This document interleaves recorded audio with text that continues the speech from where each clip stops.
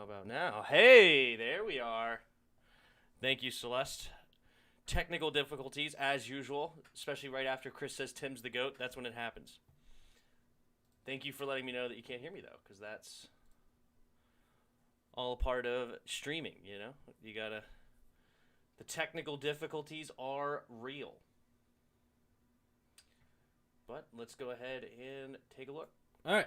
So it's 26 with 5:18 to go. Sixers looking to tie up this series. Atlanta took the first one by 4. They took a huge lead. Philly tried to make their way back, but they didn't have time.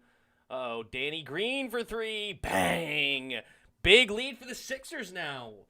The role reversal. Atlanta doing the same thing to Philly in the game 1. And now it's a 17-point lead for the Sixers. Atlanta will use a timeout. Let's take a look at the box score. Trae Young 1 for 3. Bogdanovich 2 for 7 right now. Can't knock anything down. 4 points for him. They only have 6 points total. That's ridiculous. Tobias Harris starting off blazing hot. 6 for 7. 12 points. Big day for sure. The TPS video I sent were hilarious. They have Haskins taking big spins job. Yeah, I reacted to those yesterday on the live stream. Don't switch. It's fine. Hopefully that works. But anyway, I did that the other day, or yesterday. I reacted to both of these, and so yeah, it's interesting that they had the Patriots as the number 1 offseason. I thought that was weird. Like, I think their offseason's okay, but I don't know if I'd give them number 1, right? I mean, I guess it really depends on how high you rate, how high you rate the Mac Jones pick, but we'll see. But yeah, and there was another one that was weird. What was it? Oh, Jimmy G is less likely to get replaced than Kirk Cousins. I think that's ridiculous. Jimmy G is way more likely to get replaced by Trey Lance than Kirk Cousins is to Kellen Mond. I mean, they extended and paid him more, Kirk Cousins that is, so I don't understand why that is. I'll check it out.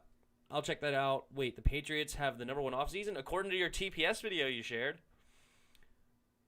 the first one, the ranking all of the 32 teams offseason, Patriots were number 1, Bucks were number 2. I know Rams were pretty high on the list. Skins were like 16th.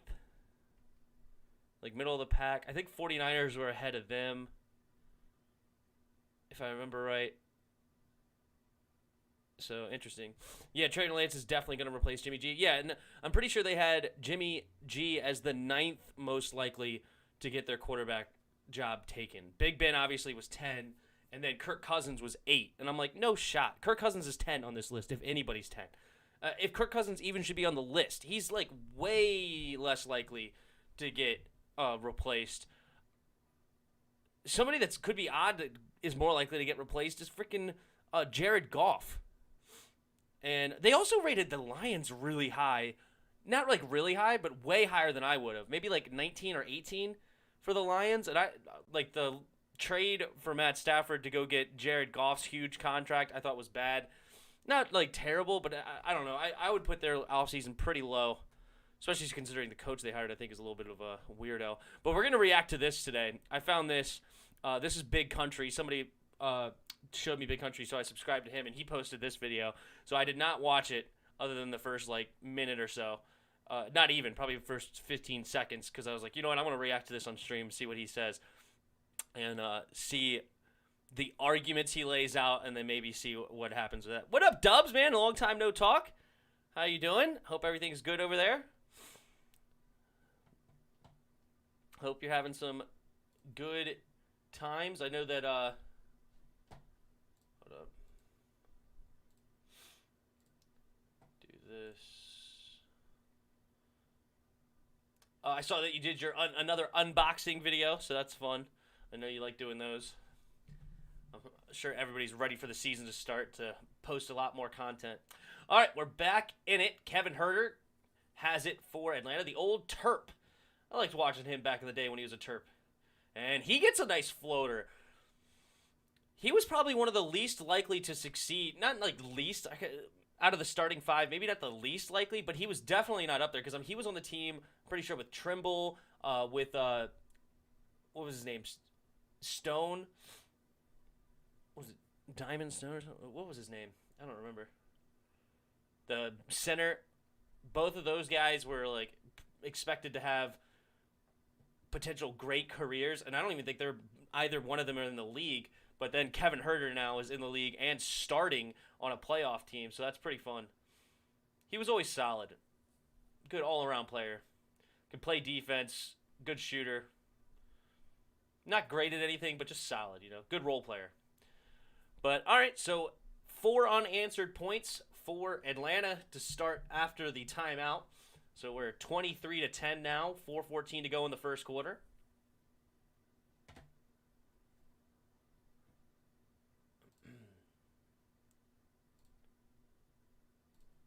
So I just fix this chat. I don't know what happened for sure, but all right, just want to make sure it's good.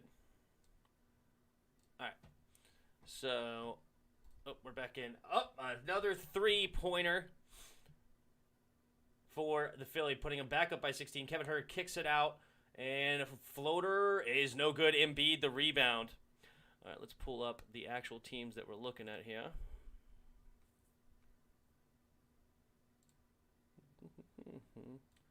How wonderful life is with you in the world. Oh, man. Philly back up by 18 now. Pump fake. Driving, thought about it, nope.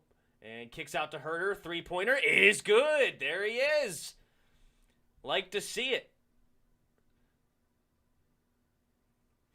Danny Green gets it inside to Embiid. Embiid almost lost it, and now he's going to draw the foul. Almost turned over. Instead, it turns into 2 free throws. Tough break for Atlanta there. Yeah, I can't wait for football, for sure. The season should be fun, and the Skins are looking interesting. They should have a decent season, I think. So who's number 19? It's Tony Snell. Snell is going to go to the bench for Atlanta. So Joel Embiid is going to go to the line for 2 shots. He's got 4 points so far. 28-13. Ooh, that's why he's going to the bench. He took a nice shot to the lip. He's bleeding pretty good right now. He's getting looked at and trying to stop the bleeding.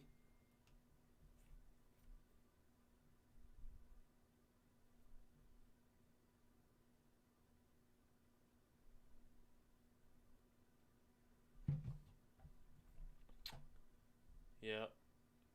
Ooh, took a shot from Embiid. Took a bow. Tough break. Ref's talking to him now.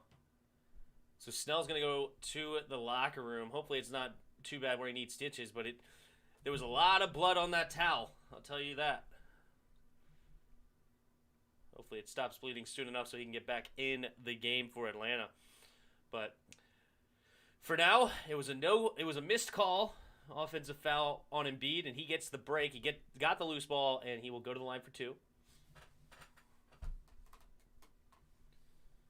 See if the ball will help him out. And first free throw's up, and in and out. Okay, hold on. Maybe a little ball don't lie action panning out for them. That's interesting. So Lou Williams enters the game for Atlanta. So you got Trae Young, Lou Will, Kevin Huerter, look like Danilo Gallinari, and Onyeka Okongwu on the court. Yep.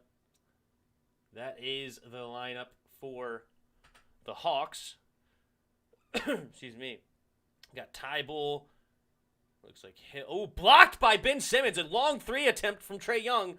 Blocked by the 6'10 point guard. Nice play there. Now Hill has it in the corner. He gets it to the block for Embiid. Embiid looking to do some work, getting a double team from Herder, but spin around, no good. Off the front of the rim, gets the rebound for Gallinari. Getting a pick from Ngongwu. Now driving all the way, and Gallinari slams it home. Nice drive there, and Atlanta back within 13. Embiid has it at the top of the key. Gets it to Ben Simmons on the block. Ben Simmons guarded by Gallinari. Driving all the way. Layup. High off the glass. No good. Too strong. And Gallinari another rebound. All right. Gets a pick from Ngongwu. Gets it over to Herder now. Herder to Trae Young in the corner. Guarded by Ben Simmons. Ngongwu sets a pick for him. Kevin Herder thought about a three. Didn't like it. Oh, and now they call a travel. Ouch. Tough break. He's not happy about it. Doesn't like the call. And that will be a turnover.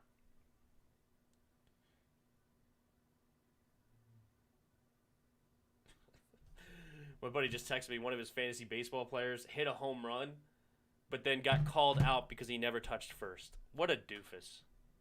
Could you imagine? All right, Ty Bull kicks it out to Embiid. Embiid driving the baseline. Bang! Oh, my goodness. And one? Oh, my God. What a... Woof! What happened here? Did they call it on the ground? Definitely fouled. Hit across the arm. But I don't know if they gave him the 2 points.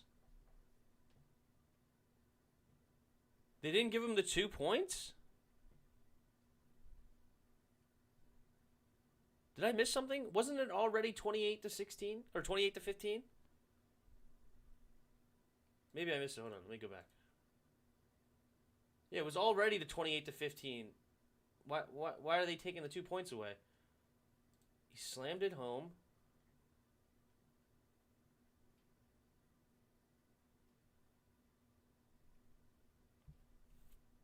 I'm very, very confused. What are they saying here? And Scott Foster wanting to get this straight. So 2-shot foul, no basket. Why? How? Yeah, no. How do you have a 2-shot foul but no basket? So clearly it was a shot, and he went up and slammed it. That makes no sense. How do you get a shooting foul, you make the dunk, but then they don't count the basket and you give you 2 shots? How is that possible? And he missed 1 of 2 free throws, so he ends up only 1 point. Instead of a 3-point play, he only gets 1. Nice break there for Atlanta. Kicks out to Trae Young in the corner, pump fakes, driving the baseline. Gets over Embiid and draws the foul on Embiid. Can't get the lay-in for the 3-point play, but he got Embiid off his feet, so Trae Young will go to the line for 2 shots. But that was really, really confusing. I don't understand that at all. You literally have a shot foul, because they weren't in the bonus yet. That put them in the bonus. So what shouldn't have been a foul on the floor, because that just put them in the bonus. Unless there was mistaken or something, because I saw them put the bonus on. I don't know, but anyway. All right, Trae Young makes both free throws, so now it's down to a 12-point game. Minute and a half to go in the first quarter. Tobias Harris driving on, Euro step. That looked like a travel to me, but no call, and instead now it's a 14-point lead.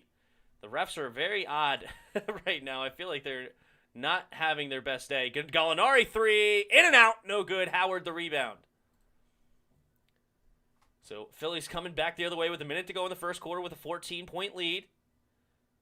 And Maxey has it now. Gets it over back to Harris. Harris guarded by Herder. Driving the baseline, spin around, and Trae Young, can he steal it? Yes, he saved it. Nice steal and save. Good double team. And now Hawks have it. Trae Young, guarded by Ty Bull, kicking it out in the corner, and he can't handle it. Oh, he tried to catch it with one hand, and it went right off Lou Williams, caused a turnover. It was a little bit of a bad pass, but if he would have tried to catch it with 2 hands, I think he could have had it. The Nets watching the playoffs, the only team that might stop them is the Suns. I mean, the Jazz could potentially have a good run at them. we can see what the Jazz can do, but the Suns are really, really strong as well. But I agree. I picked the Nets to win the whole thing as well, so I'm not really predicting anybody. But I think the Jazz could have a shot to win a couple of games against them. The Jazz are a really good team, deep team too. All right, Gallinari has it. Pump fakes. Has to kick it out to Herter. 5 seconds on the shot clock. All right, Gallinari, wide open three. Bang! Nice straight on three. And now it's an 11-point game with 11 seconds left, and Philly will hold it for the last shot. And looks like Hill's driving and blocked, but great follow by Tobias Harris with 2.6 seconds left.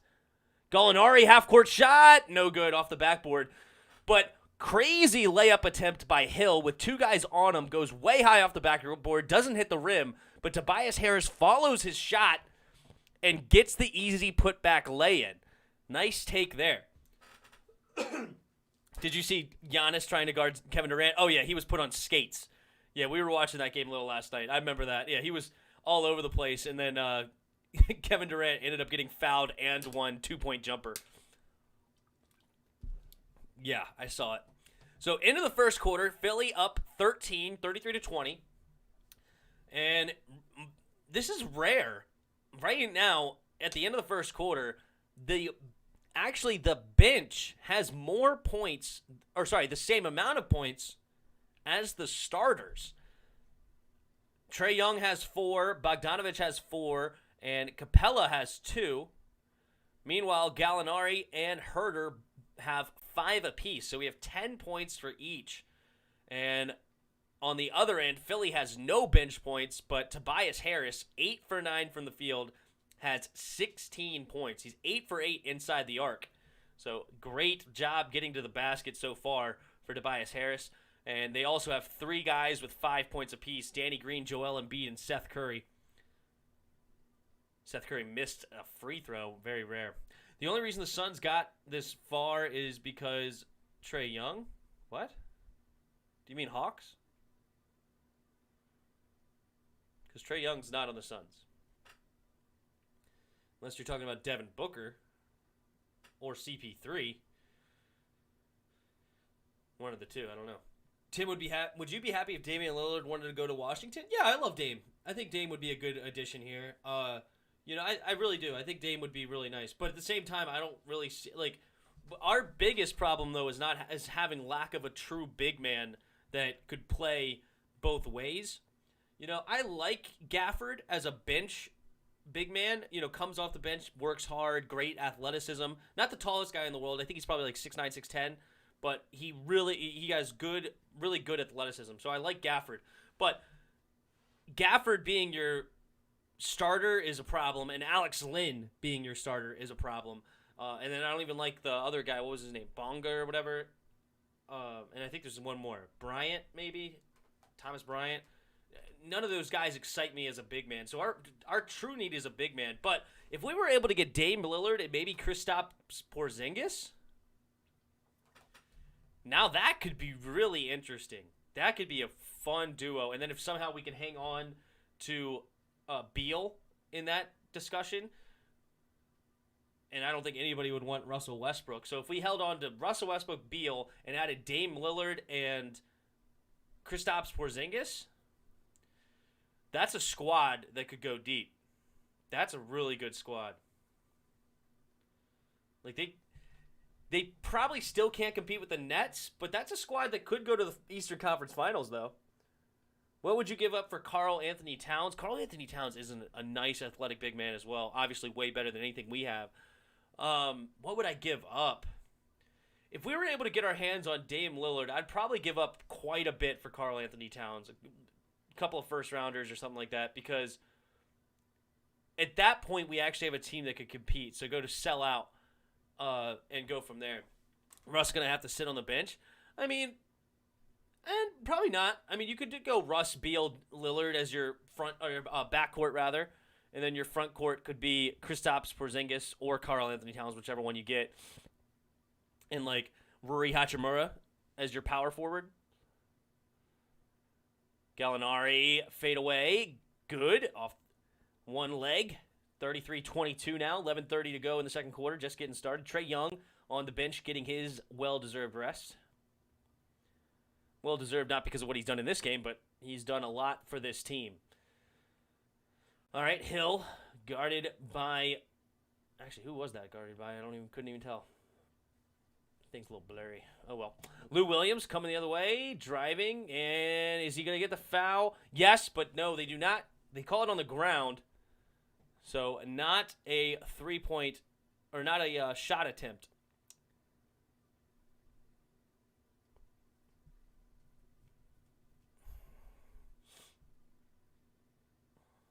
So there's Kevin Huerter. You got Collins on the court. Collins driving, kicking it out. Gallinari with 8 seconds. 7, 6. Oh, nice pick and roll. Gets it inside to Collins. Turnaround jumper. No good. Good help defense there by Hill. And they're coming the other way. All right. I wanted to see something. Who? Oh, Bogdanovich is number 13. Bogdanovich. I'll say trade for Karl Anthony Towns because he's getting tired of the Wolves. I wouldn't mind having Karl Anthony Towns, other than the fact I don't like Kentucky products. I'm not big on Kentucky, but I think he's a good big man to have. Towns is missing a good head coach and a really good point guard. Yeah. Well, don't they have Ball? Ball's a point guard, isn't he? Lonzo? I don't know. Oh, he's gonna have to jack up a shot, and way off target was the Furkan Korkmaz. Had to jack up a shot with the shot clock running down. No good. So Atlanta has a chance to bring the lead to single digits. First time in about 12 minutes of game time.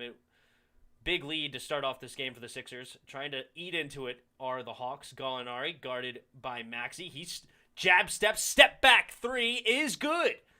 And it's down to an 8-point ball game. Grant Hill walking it up for the Sixers. And it looks like we're going to get a timeout by the Hawks. Or was it? Actually, I think it was the Sixers. That makes more sense. I didn't think you could call timeout in the half court on defense. I thought you would have to do that as offense, but I don't know.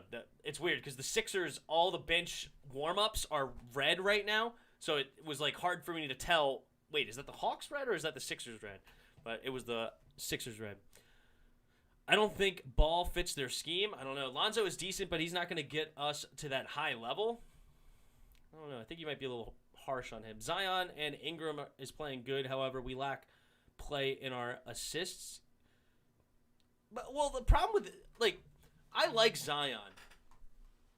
I love Zion as I think he's a great dude. But as far as a player, what sucks is that he kind of plays as a big man, and he's obviously got the weight for it, but his height kind of limits him. Obviously he has leaping ability out the gym, but his height kind of limits him as a true big man. So he's got to kind of open his game up to more of a dual threat offense where he can shoot the ball a little bit more to be that true star that you were hoping to get as a number 1 pick. But nonetheless, I think because you have Ball, Ingram, Zion. Who else is over there? Do you guys still have Redick? Redick's old, but he's a good role player, good shooter. Let's look at the Pelicans depth chart.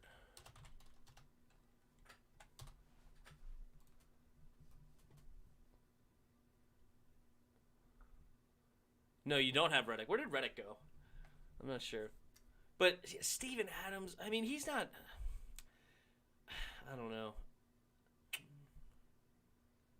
Not really much offensively. It's Steven Adams. Eric Bledsoe as shooting guard.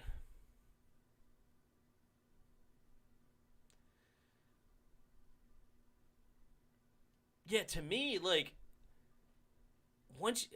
after you're outside your 3 best players, you're kind of you're kind of shallow. You're not really deep, limited. You guys need quite a bit. You know what would be interesting, though, is actually if you got Dame Lillard on this team. What if you got Dame Lillard on this team and replace Eric Bledsoe with Dame Lillard? So you have Lonzo, Lillard, Ingram, and Zion. At that point, Steven Adams as your center is not even that big of a deal. That's interesting. I think he needs to slim down a little and just keep working on his jump shot, and JJ is on the Mavs. Okay. I didn't realize he got moved to the Mavs. Did he play a lot for the Mavs? Didn't seem like he played that much. But, JJ didn't play in the playoffs today. Okay. Got it. That makes sense. I was like, I didn't think I saw him on the court when I watched the game. We keep Lonzo. We need a shooting guard. Yeah, and that's what I'm saying. Like, if you guys end up with Lillard as... Well, I mean, is Lillard actually listed as a point guard? I mean, I guess. But really, he could be a two guard. Like, he would be a great two guard. You know, give him some opportunities to just move off ball and shoot. That would be a lot of fun for him. Give Lonzo the ability to move this ball around with... yeah. Move Lillard over here, and this team is actually really strong. I like that. I like that a lot. I think the Pelicans should make this move. No, keep Ingram as a small forward, and then bring in Lillard as your two guard. That would be interesting. Hayes and Alexander aren't that great, to be honest. They need to start Kyra Lewis and play him more. Yeah, I mean, to me, this roster seems light. Not that I know a bunch about these backup guys, but to me, I don't really like the role players on this team. I really don't.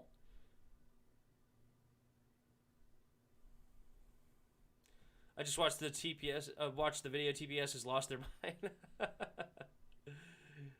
Get Dame player that can score and have ball focus on playmaking and defense. Yeah, exactly. Because I think he's got good length. He can play good defense as a point guard. And then, yeah, if he can become more of just needing to be a passer, you know, like if he can play like the Ben Simmons role that Philly has, you know, Tobias Harris, more of the scorer. You got the big man of Joel Embiid. That could be your Zion Williamson. And then you got Ingram in there as well, just to be a contributor. I like Dame Lillard on your team a lot to replace Bledsoe and move Bledsoe to the bench. Because I think Bledsoe coming off the bench would be a good role player. But Bledsoe is your starting shooting guard. I don't know. Obviously, he's no Dame Lillard. By the way, the LA Chargers head coach that got fired was Anthony Lynn. Thank you, Anthony Lynn. I don't know why his name just completely went out of my head. Anyway, all right, let's get back to the game. We're down to a 6-point lead now. Gallinari on the block, guarded by, is that Harris? Yes, it is. And Gallinari will draw the foul. Harris slapping at him kind of haphazardly. He's not happy about it. He said all ball, but let's see if they show the replay. It didn't look right. Even if he got all ball, he kind of just like did a weird slap that just looked like it should have been called a foul. You know, like it was just one of those optically didn't look good. So let's take a look. Tobias Harris pointed at the screen saying, hey, look at the replay, man. Look at the replay. And you could tell he was wrong because as soon as the replay happened, he looked down. And then the ref was like, yeah, you saw it? You saw it? And he just kind of like looked away and just like didn't say anything. He was like, nah, there was no foul. Nah. That's how you know that it's like, oh, wait, he saw something he shouldn't have saw. I want Ingram as a small forward, Zion power forward, but our head coach is done. Is Zion not a power forward for y'all? What does Zion what does Zion play for y'all? I would imagine. I mean, he's listed as the power forward. I would imagine he should be. That's his game. He's a big man inside, but he's not really big enough to be a center. So, yeah, I would imagine that's it. They got Zion playing small forward and Brandon Ingram shooting guard. No, I don't like that at all. The West is competitive. I don't know if the Pelicans making it. Also, Dame ain't getting traded. Give it a year, or he might go to East or LA. My guess. Well, if the Pelicans can make a big ask or big play, I think the Pelicans could be really competitive in the West. It's going to be tough to win it because you have teams like the Jazz, the Nuggets, the Suns. So you got good teams over there. And then if Kawhi and Paul George both stay in LA, then obviously it's going to be tough to win the West. But I think they could still be really competitive if they added Dame to this team. You know, and like maybe one or two more role players they could bring off the bench, like a Seth Curry type. You know, you had a Seth Curry type off the bench on this team. It's really strong if you got Dame Lillard. I like that a lot. But we'll see. What about Dame to Boston? I don't know about Dame to Boston, but hold on. I'll come back to that. All right, Gallinari at the top of the key. We're down to a 2-point ball game now. Atlanta clawing all the way back, down by as much as 18. Lou Williams cannot knock down the shot, but it's a long rebound. Ends up Bogdanovic's hands, and it's a fresh 14 seconds on the shot clock. Bogdanovich driving on Green, and bad pass. Tried to get it around to Capella, but he ended up losing it out of bounds. So the tie ball game is not to be yet. Ben Simmons walking it up, getting it to Embiid on the inside. Herter coming for help defense. Embiid just shoots over both of them. He says, screw it. You guys are both too short. I'm fading away. Too easy money. And, oh, nah. Nice pass by Trae Young with a left-handed jam by Capella over Embiid. Whew! What a poster that was. Nice. Got Embiid a little bit out of position, and Capella made him pay for it. Embiid, whoo! What an answer there, playing big boy ball. Oh, you're going to slam it when I'm not looking? Oh, nah, I'm backing you down and just acting like Shaq and slam it home. So Philly back up by 4, and Trae Young's going to get called on the foul against Ben Simmons, so that'll be an out-of-bounds play. Ooh, what a series that was. That was fun. You had a nice left-handed jam over Embiid, and then Embiid coming back saying, oh, you want to play big boy ball? You think you're big? Yeah, I'm going to take my shoulder and put it right in your chest and slam it home and then give you the stare down like, you ain't going to dunk on me like that again. You got lucky this time. You got lucky. Not again, big boy. All right, Embiid, fadeaway jumper off the baseline, no good. Gallinari the rebound. Trae Young has it now, guarded by Danny Green. All right, they get a pick, still guarded by Danny Green. And, oh, nice steal. Danny Green poked it away from him. And Tobias Harris gets the fast break layup. Nice defense there by Danny Green, poking it away from Trae. And we're under 6 minutes to go with a 6-point game in the first half. Atlanta still down, but they were trailing by as much as 18, so good game so far. Oh, they tried to do another alley-oop. Terrible pass. Capella couldn't get his hand on that one. Tobias Harris coming around the other way. Seth Curry, wide open 3. Bang! What a shot there by Seth Curry. And all of a sudden, it was a 2-point game, is now back up to 9. Looks like the Hawks will call timeout, so we'll go to a commercial break. So let's see what you guys are talking about over here. And the safety from the Panthers, Jerry Chin. Gosh, I couldn't remember anything yesterday. Thank you, Yuki. Yeah, because the guy said that he had weak Panthers defense. Like, I was like, I don't know about that. They just got J.C. Horn. They got Brian Burns. They got, what's his name? The kid from Auburn. The interior lineman. Oh, I can see his face. Big boy. I actually can't see his face, but I know who I'm talking about. Whatever. I'm sure you guys will correct me again. But, and then Jeremy Chin in the back end. I don't know. I like that defense. I think that defense has some promise. I'm happy. Oh, and also they got Hassan Reddick in the Riddick or whatever in the offseason. That was a nice pickup as a pass rusher. I liked that a lot too. I'm happy Joker got MVP. It was good for Jokic to get the MVP. My problem is though, how did Embiid not get it? You know, Embiid, is it because he's in the East and they just decided, or did he not play enough games? Embiid was second, so it was between those two. How many games did he play this year? He played 51. That's not bad.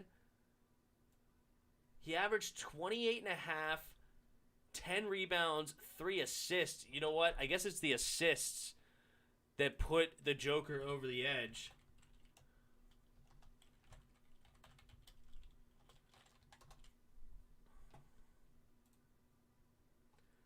Because they basically had the same amount of rebounds and only 2 less points, but he had 6 more assists.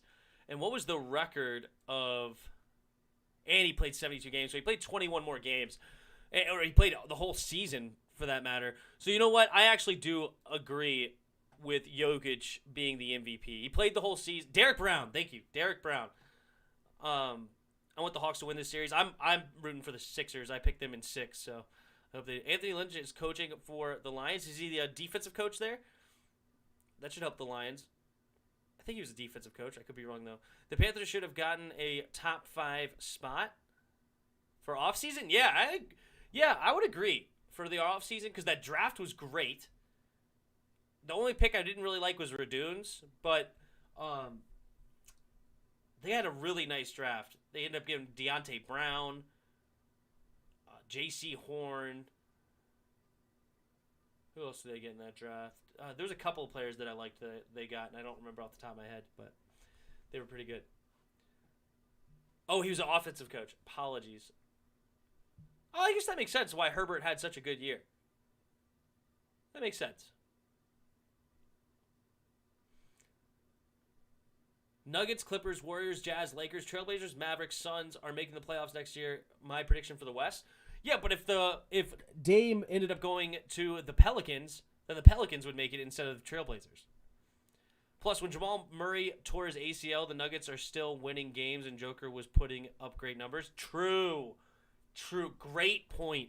They lose one of their stars, and they still have a fantastic record. Because, yeah, what was the 76ers record this year? It was like 53 and something or something like that.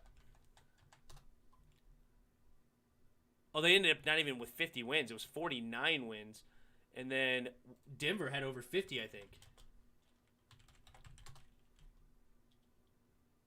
No, they only had 47. The Jazz and the Suns were the only ones with over 50.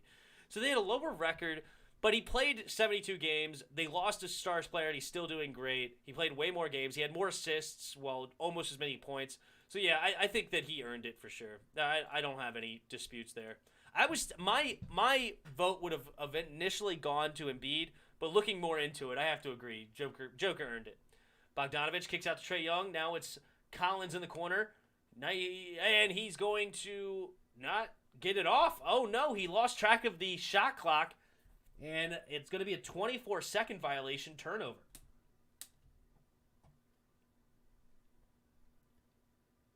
I'm surprised we were in the top 10 for the offseason. Well, you got Trey Lance, and I think they valued a drafted quarterback pretty high. Because Zach Wilson, I think the Jets were number 3 this offseason. So I feel like if you got your future quarterback, that TPS ranked you pretty high. But I don't know. We'll come back to this. All right. 9-point game. Philly gets it into Embiid on the block. He's going to fade away in the middle. Good. And it's back to an 11-point lead for Philadelphia. Trae Young walking it up court for the Hawks. He's guarded by, looks like Tybal. And Kevin Huerter driving the lane. Floater. And good. Nice shot there by Huerter. Ben Simmons coming on the other way. Seth Curry. Oh, nice step back jumper. Off the front of the rim. No good. And it looked like Collins the rebound. Trae Young in and out dribble. Working on Tybal. And runner. And is he going to get the and one? Yes, he is. Tough shot there by Trae Young, high off the glass, and he will go to the line for a 3-point play to make this back to a 6-point game. What were we between 15 we were 16th. We weren't 19th. We were 16th.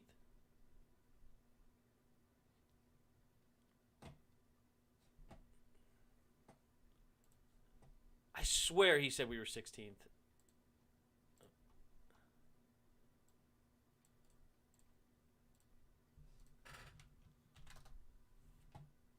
Good off seasons for some teams. And Kyle Pitts in the fold. Pro corner Patrick Peterson on Minnesota. It's hard not to be excited about the Jamar Chase selection, but we could have liked Penei Sewell more. Number 17, Minnesota. Reliable starter this offseason. But Ryan Fitzpatrick was fun. According to TPS. I knew it. I knew it. Oh, Seth Curry, long rebound, 3! Nice shot. Tough break for Atlanta. It was playing hot potato, and it ended up in Seth Curry's hand for a 3, and it's an 11-point ball game. What were the Browns ranked? Browns were ranked relatively. They were higher than Washington. I would have to think about it. Does it say in here? Is there a rank anywhere in like the comments or something? No, I think the Browns were higher than. See if I can see the Browns. The Browns, I think, had a pretty good offseason in this thing. Yeah, they were ranked all the way. It looks like number 4. Yeah, so Cleveland was ranked 4. I got the Nets winning it all. I do as well. Missed shot opportunity for Atlanta. Ty Bull gets it over to Embiid. Embiid guarded. Oh, nice jab step, but it's a good block. But he gets his own rebound and then misses a dunk. And they're going to say basket interference by Embiid, trying to slam it home, and he grabbed the rim, and then the ball went crazy. So, interesting call. He tried to slam it. An interesting rim interference call there. I'm kind of confused. You're allowed to dunk it, and even though he missed the dunk, I guess he moved the rim too much. Weird call. Oh, Trae Young tried to do an alley-oop. It ends up being too high off the backboard, and then Trae Young somehow ends up back with it and knocks down a quick lay-in. So it's a 9-point game still, though. Tobias Harris on the block, guarded by Bogdanovich. Jab step to the left, baseline. Now he spins back towards the middle. Going for the hook shot. No good. Good defense by Bogdanovich. Holding his ground, going straight up. No fouls. Great defense. Bogdanovich inside. Gets blocked by Danny Green, but it's going to go out of bounds. And they're going to keep the ball. Bogdanovich looking at the ref saying, hey, he hit my head. Come on, man. What are you doing? You got to watch the game, bro. Watch the game. Kevin Huerter, the inbounder, gets it to Collins. Collins to Trae Young. Trae Young driving on Embiid. And what? Well, Kevin Huerter ends up with a 3, but that looked like it was either a travel or foul. Like, Trae Young just jumped in the air, got bodied by Embiid, but then ended up landing on his feet. Oh, my God, what an answer. Seth Curry. Seth Curry has to be one of my favorite role players, man. Him and Jordan Clarkson. Both of them. I just love their games. Such a nice shooter. Good on defense as well. Just solid all around. Not a great defender, but you know what I'm saying. Like, just he holds his own. Embiid 3, bang. Oh, my God. We're trading threes right now, and it's a 10-point game, 57-47. 110. Trae Young all the way is going to get a goaltending call. Danny Green blocked it after it hit the backboard. So it's 57-49, 1:08 to go. What are you guys saying over here? I got the Nets winning it all. Me too. I don't think Mariota will even replace Derek Carr. If anything, Jalen Hurts might be in danger. Yeah, exactly. I don't think Derek Carr. Yeah, Jimmy G being behind Derek Carr and Kirk Cousins. Very odd. Oh! Are we going to get an ejection? Yes! Joel Embiid ejected from this basketball game. He went to attack, looked like Kevin Huerter, or is he not? Is it going to be just a technical?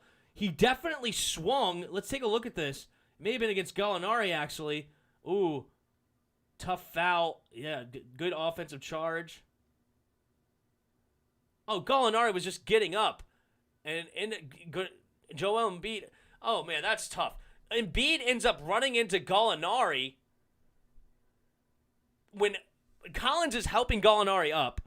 Joel Embiid ends up walking over there and he gets hit. Then he gets mad and then shoves Gallinari in the back. They're going to the replay. That was stupid. That was stupid. Are you serious? You got called for the offensive foul because you put your shoulder in his mouth. Then you knock him to the ground, and then as he's getting helped up, you run into him, and then you get mad at him? What a loser. Ugh. I'm glad he didn't win MVP. That was just gross. That was ugly. He runs into him. He even shoved. He's gonna act like he even put his shoulder out there.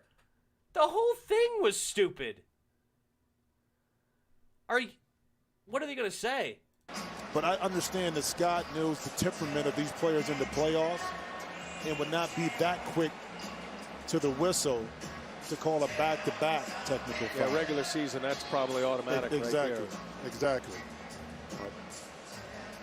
Trying to calm things down. These three officials do calm it down. Now, Gallinari and Embiid have been going at it. This is going back a couple of possessions. A lot of grappling going on, and Gallinari, that was on that three-pointer by Curry. Yep. When those two hit the ground.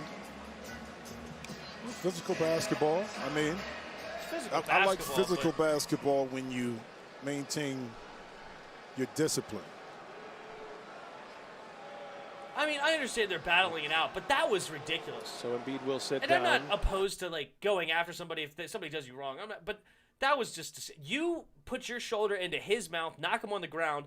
Then you walk over to when he's getting helped up. Gallinari's like literally in a position that he can't do anything. He's literally getting helped up by his teammate. Oh, Embiid runs into him. Dead ball, double technical foul has been assessed to Gallinari for dead ball contact and dead ball contact to Embiid. Are you serious? And it's the dead Are ball you contact. kidding me? It was the kind of what did Gallinari do? When he no got shot. Up, He's getting the helped chest up. Of Embiid, and then Embiid with oh the response my and God. the push. That's no why it's a dead shot. Ball, double technical. How did you watch the replay there and blame Gallinari? Gallinari is getting literally helped up as Embiid walks into him. There's no way. There is no way. That is no shot they called double technical. Gallinari couldn't. What are you doing? Unbelievable. What was that? And now it's a turnover. Philly's going to get a break here. Seth Curry pump fakes, driving the baseline, and misses the shot. Gallinari the rebound. But what in the world did I just watch? Kevin Huerter wide open three. Bang! 57-52. 5-point game with 30 seconds to go in this second quarter. We went from Embiid being potentially ejected to a double technical, acting like he was in the right for, they gave him a technical, but still, he had a valid reason to be upset. He ran into him as he was getting picked up. That is, what in the world is this? Kevin Huerter to Gallinari, and Gallinari with last second shot. Bang! 57-55. And Danny Green, three-quarter shot, no good. It ends up being a 2-point game. Yeah, Gallinari's going to the ref. I would be beside myself if that happened to me. Beside myself. I mean, that was... Talk about who put shoulder into who. You literally see Embiid go in and put the shoulder into him. Embiid did everything that play. He put his shoulder into his mouth, knocked him to the ground. He walked into him as he was getting picked up by his teammate, and then he shoved him at the end. Embiid was at fault from beginning to end in that series. Beginning to end. That was no way a double technical. We are living on different planets if anybody thinks that was a double technical. There's no shot that was a double technical. Outrageous. All right. Anyway, halftime. All right. I digress. What are you guys saying over here? Okay. All right. A lot of comments. Jeez Louise. You guys are going off right now. I'm surprised we're in the top 10. How far did I go back? Jameis Winston's looking good. How about Fitzpatrick? Not trying to be funny, by the way. Fitzpatrick is being Fitzpatrick. Apparently, he had a terrible interception in practice, but he slings it. He's a gunslinger. It is what it is. So while TVS has Jameis Winston being replaced by Taysom Hill or Ian Book, well, in danger of being replaced. I think he should be on that top 10 list. I do. Is it true when Ramsey cover Terry. He had 0 catches. I keep seeing it on Gridiron. I don't know. Was it true? Ramsey versus Terry McLaurin.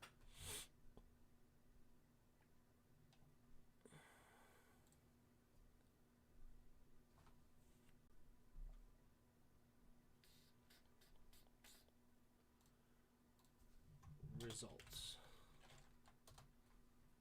I mean, we had a terrible game literally, that was the game that was downpour in the second half. Kyle Allen got knocked out. Alex Smith, that was his first game he returned. So if Terry McLaurin didn't have a good game, I'm not surprised. But, I mean, I'll give credit to Jalen Ramsey. He's fantastic. But, it's not like that Terry McLaurin was in some sort of, great scenario either. And it was the worst-case scenario. We literally scored 0 points in the second half because it was downpour and Alex Smith's first game. But Terry McLaurin, game by game, let's take a look at what he did against the Rams. Well, he had 10 catches, 14 on 14 targets, 118 yards. No, that was against the Ravens. I misread that. Sorry. 3 catches, 26 yards. So, yeah, he had nothing in that Rams game. But we lost 30-10. Alex Smith came in. It was bad. I would hardly, good for Jalen Ramsey. You could chalk it up to a win for him because he obviously did win. So good for him, but at the same time, I'm not putting too much stock into that one. Whatever. What do you think about Jalen Ramsey changing his number to 5? I know ProTech is going to be mad. I don't know why ProTech would be mad, but to 5. I don't know. It's weird. It's going to be weird seeing these numbers everywhere. It really is. These single-digit numbers and everything. No, Jameis is going to be a MVP candidate. Doubt it. Doubt it. I think he's going to have a pretty good season, but he shouldn't be MVP. I don't know what he had, but I know Alex Smith overthrew Terry for probably a touchdown. Yeah, I mean, it was not the game. No, it was a hard throw to make underthrow. It's a pick. No, it was a hard throw to make underthrow. It's a pick. I don't understand. Yeah, the way you're making it sound is he is going to get ejected. Talking about Embiid? Yeah, Embiid, that was just gross. The whole thing was ridiculous. And then it ends up being a double technical. I have no clue what that was. You can see a really tight window to throw in. I don't know who you're talking about. I feel like Spoiled's having one of those moments where he doesn't even know what he's talking about. Gives us no context. He's just talking. Love you, Spoiled. Let's see here. Sorry, I left my phone died. LOL. MB. I don't know what you meant by MB, but no worries, Celeste. Thanks for hopping in. What kind of nonsense? Yeah. Tim, show the play from the Discord. I want to see your reaction. I mean, this is ridiculous. If I can find it, hold on. I really will. Hold up. Embiid, Danilo, double technical. If it's already on YouTube, I'll show it. Yeah, here we go. It's already here. Here we go. Embiid. Yeah. So look at this whole situation. Let's go to the replay. All right, here we go. So, Embiid gets it on the block, okay? Gallinari's on defense. Look at Embiid. He spins, puts his shoulder or head right into dude's mouth, okay? Clear charge. Gallinari's in position. He goes to the ground. Embiid makes the layup. He realizes he doesn't get it. Now watch Embiid. He walks toward... Collins is helping Danilo Gallinari up. And then he goes up and runs into him and then shoves him in the back. Do you see this nonsense? Look, he even put the shoulder into him. He went right into him as he's getting helped up.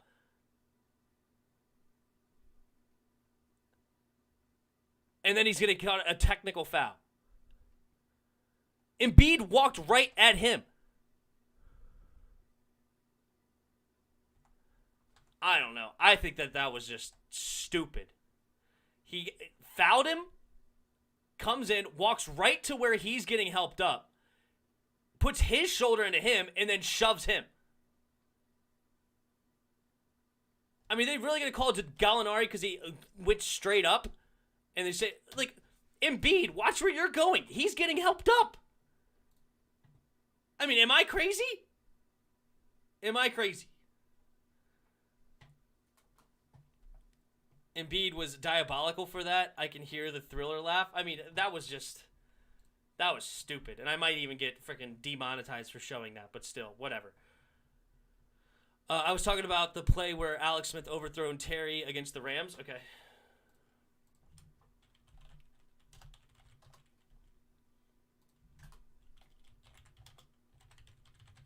Wait, did you say you put it in the Discord?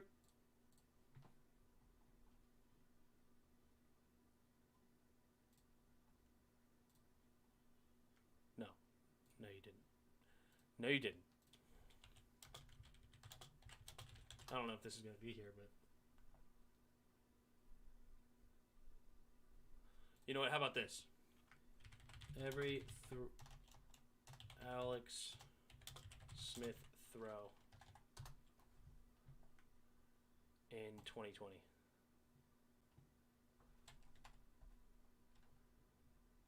Wait, you're not going to start with the Rams game?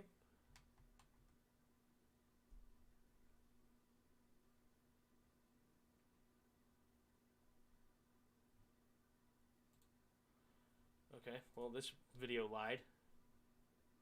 Every Alex Smith play in return from injury. Okay, here we go. Alright, so he didn't overthrow him that play. He got sacked that play.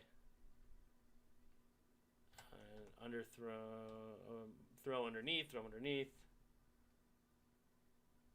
Mclaurin. That was Ramsey on him, right? No, that was not Ramsey. Ramsey was 20, right? Underneath to right. Inman. Another sack. And bad throw, interception. Underneath.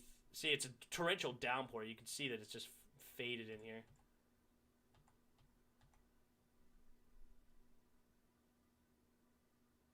Underneath, bad throw. Underneath, bad throw. Isaiah Wright. Alex Smith. Throwing it deep. But he wasn't guarded by Ramsey anyway. So he overthrew him, but he was guarded by Hill.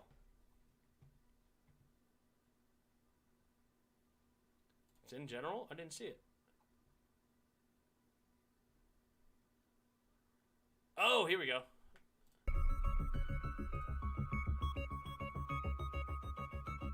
That wasn't Ramsey.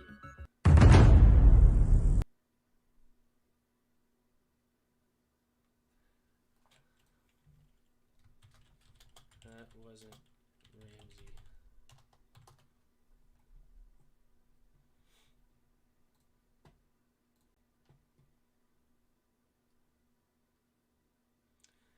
Wasn't Ramsey. Sorry to disappoint everybody. Sorry to disappoint.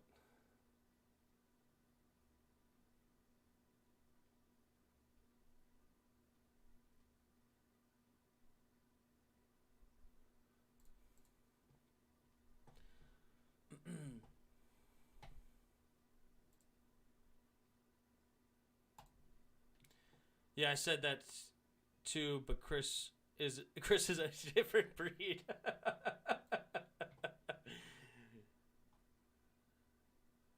Right, so Ramsey is really good, but also really lucky. That happened 3 times when he was covering Mooney last year. I'm not sure.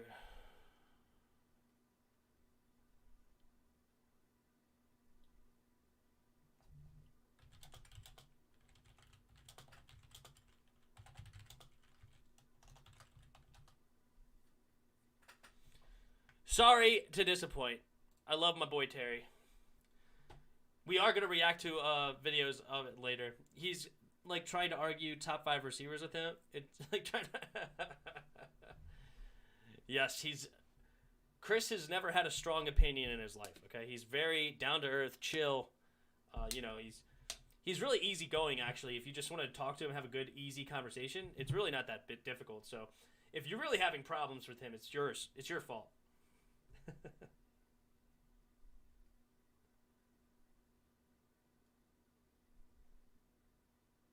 Oh, Valdez, huge game by Valdez right now.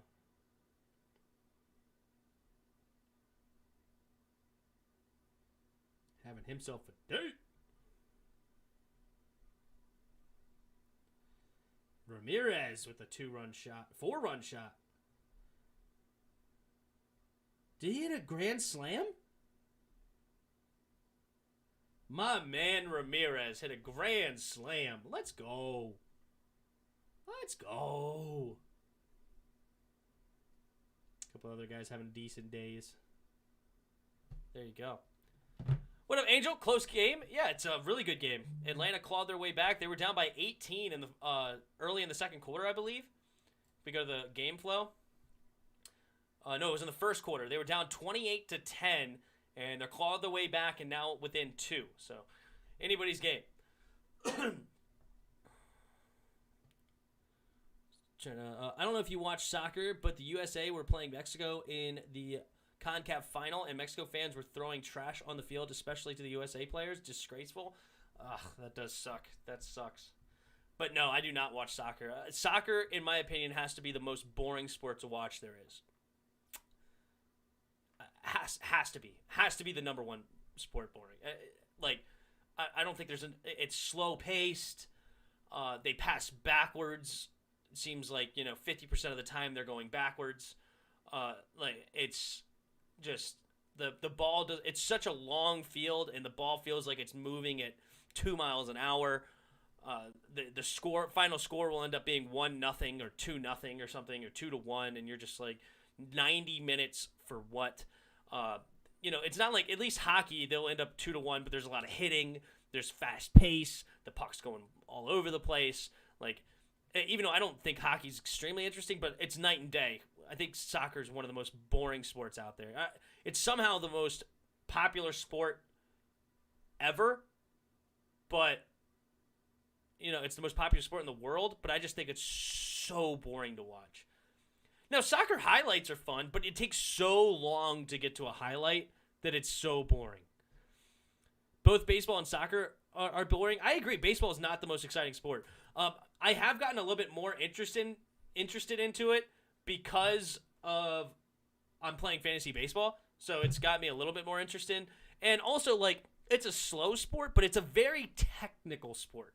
So there's a lot of little nuances that you have to understand to actually get interested in baseball, like the different pitches, the counts, the situations of where is the ball supposed to go. It's a very technical. It's almost like football in a way, like that, where it's very there's so many plans and so much things that can happen. It's kind of like calling plays in football, where it's so technical, but obviously it doesn't have the big hits, the great catches. It does have great catches, but it's much more far in between.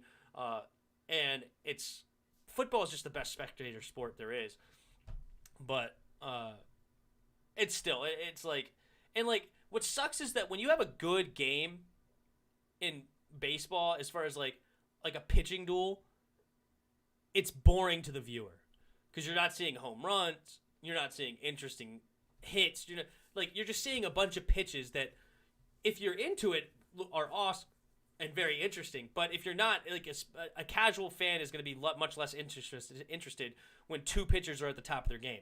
Whereas if 2 quarterbacks are at the top of their game, that's fun. That's interesting. If 2 defenses are at the top of their game, it's big hits, it's sacks, it's interceptions. It's much more interesting to watch a football game, but it's not as interesting for the other stuff. We all have moments like that time you said don't pay cornerbacks. I did. I'll amend the don't pay cornerbacks. Cornerbacks are a little bit better, but I stand on the running back. Speaking of cornerback, I heard Jacob Kirkpatrick might go to New Orleans. I heard that too. I heard that he was from the Bengals, right? So I don't know where he is now, if he's still on the Bengals or not, but yeah, we don't really need a corner either, but it could be interesting and replace the Jackrabbit. Could be good. Spoiled trying to be positive moments, and Chris, what are you saying, Chris moments? I doubt it. Mike Trout is hurt right now, by the way. Yes, I saw that. He's not doing much in fantasy. I saw that he got hurt. Is there COD live tonight? I don't know yet. I don't know. I had a couple of videos I wanted, or at least one video I wanted to react to. And that is this. It's like a 5-minute video. So we'll definitely do that after this game. And then we'll go from there whether we'll end up doing a Kai live stream or not. Also, see if my buddy KP wants to play. And it also might be too late. By the time this game's over, it might be too late.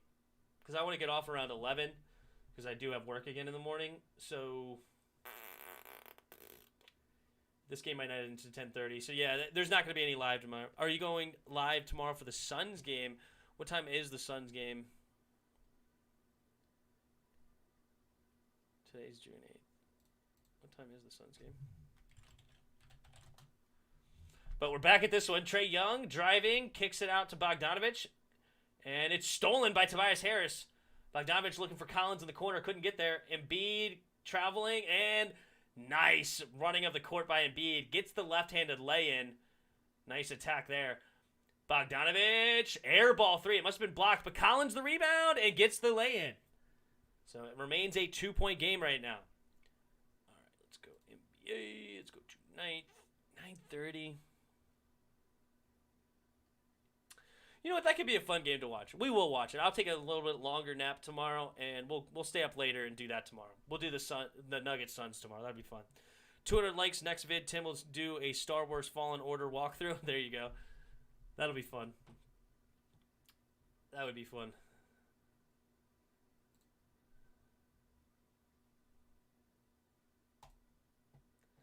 You know John Collins is going to be a free agent this summer? Yeah, I heard the Wizards might be interested in him.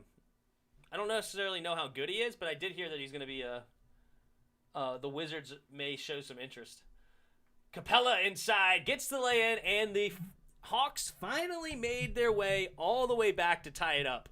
So we are 59 apiece in this third quarter. Tobias Harris to Embiid. Embiid at the top of the key, getting a pick from Danny Green, and he's going to shoot a wide open 2. And very smooth jumper. I didn't like what Embiid did earlier, but Embiid does have a nice game. I do like his game. He's up to 20 points right now, 9 for 15 shooting. Nice game so far from Embiid. Trae Young, guarded by Ben Simmons. He's looking to attack, and runner, and can't get it to go in and out. Embiid the rebound. Ben Simmons thought about attacking, but nope. Curry now has it.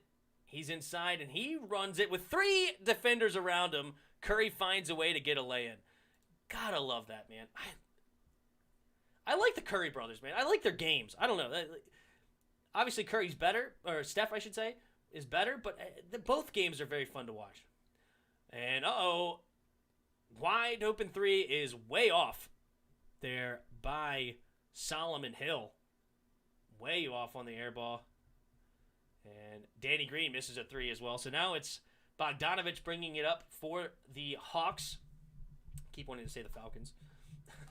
But Hawks, and Trae Young has it. Gets to Capella. Back to Trae Young. 9 seconds on the shot clock.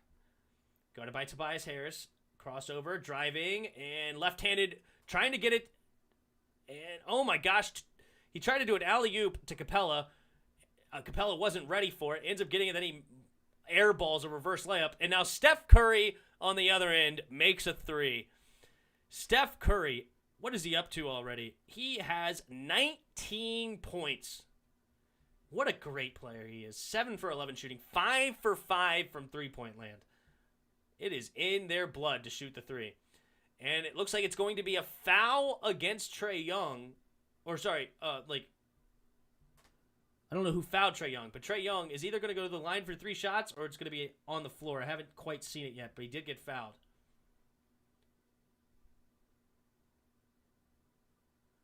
Seth Curry needs to shave his beard. The sideburns are not good. All right, yes, it's going to be an inbound pass, so they're going to call it on the ground. Probably a good call. Bogdanovich. He steps up from the free throw line, sinks it. 66-61, 8.5 to go in the third quarter. Ben Simmons gets to Seth Curry. Seth Curry double covered. Gets it to Embiid. Embiid thought about the 3. Pump faked it. Doesn't like it. Now he's going to do a couple more pump fakes. Now he passes it to Tobias. Tobias driving it on Capella. And left hand off the glass. Nice shot. Oh, nice transition bucket. And good way to get behind the defense. Philly loafing on that one. And Bogdanovich ends up getting an easy reverse lay-in on the other end. Ben Simmons to Seth Curry. Seth Curry jab step. Gets a pick from Embiid. Now gets it to Embiid on the block. And nice stop and one-handed pop by Joel Embiid. Avoids the charge. Kevin Huerter was there to take the charge, but Embiid, the big man, was able to stop and pop immediately without taking a charge at all. Nice shot. He's up to 22 points tonight. Bogdanovich shoots the two-pointer off the front of the rim. No good. Embiid the rebound. Ben Simmons kicks it over to Tobias Harris. Tobias Harris also has 20 points tonight. Tobias kicks it over to Embiid. Embiid shoots the three. Nice shot, Embiid. 25 points tonight. And the Sixers jump out to a 10-point lead. It was tied up 59 apiece. And now the Sixers are on a 14-4 run. Trae Young gets the nice runner. Gets around Ben Simmons. And the Jordan pose goes in. Trae Young tonight with 13 points. 5 for 10 from the field. See if he can't wake up to keep the Hawks in this game. I did it again. Seth Curry gets it to Embiid. Embiid pump fakes. Guarded by Bogdanovich. Oh, and he's going to get fouled by Bogdanovich. So that'll be out of bounds, and we'll see. I doubt I watch Suns and Nuggets. Yeah, we'll watch it tomorrow. I'll take a little bit longer nap, and we'll have some fun watching that one. I like to watch Jokic. I haven't watched too much of the Suns this year, so it's good to see Ayton, Devin Booker, CP3. So it'll be a good game to watch. I believe I have the Nuggets in 6 on that one. So might be too optimistic. For some reason, I think when I picked it, I knew Jamal Murray was hurt, but I thought maybe he was going to be coming back. So that might have been the bad move. But we'll see. It's not over yet. Spoiler, I would take Kirkpatrick. He would be better than what Janoris Jenkins was. Maybe. I don't know. I liked Jack Rabbit. He wasn't great, though, for y'all. I think it could be a solid pickup. I don't think it'll hurt your defense. That is the 8th time Madison been on Fortnite today. I wish I could say I was joking. I think Lonzo will re-sign with the Pelicans. He fits well with Ingram and Zion. Will Harden return? I know he was out for game 2. Yeah, Harden will definitely return. I think he tweaked a hamstring, but as long as they're killing it, I'm sure that he will just sit. But, the Bucks have to show way more. And I hope he does sit because I did pick the Nets in 5. So if he sits, that gives a chance for the Bucks to win a game, and then I can get right on that one. But I have the Jazz beating the Clippers in 7. I have the Nuggets beating the Suns in 6. I have the Nets beating the Bucks in 5, and I have the Sixers beating the Hawks in 6.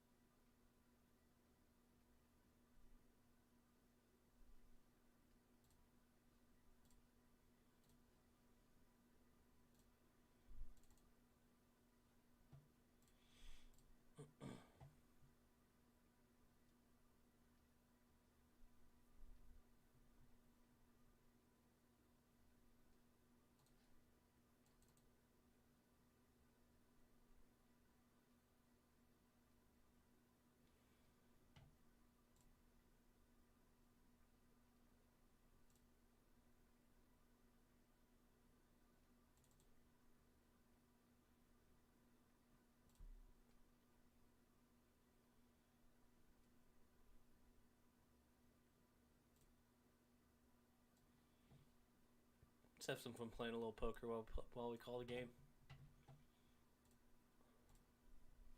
All right, we're back. So what I'm hearing from New England is that Cam Newton injured his right hand, so that means Brian Hoyer, Jared Stidham, and Mac Jones could take over his spot. He allegedly got into a fight. Ooh, interesting. Seth Curry dribbling around a couple people, get it to Tobias Harris. Ben Simmons now has it on the block. Now Embiid spin move, and he will draw the foul, and it's going to be a shooting foul, and Embiid will go to the line for 2 shots. I think Mac Jones should start game 1 then, if it's between him, Brian Hoyer, and Jared Stidham. I don't think that anybody else should start but Mac. And I'm hearing Jared Stidham was performing well in OTA while Mac Jones was struggling. Yeah, I don't know. I feel like throwing Mac Jones into the fire could be fun.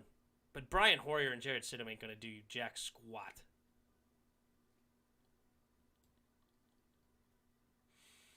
Jack squat.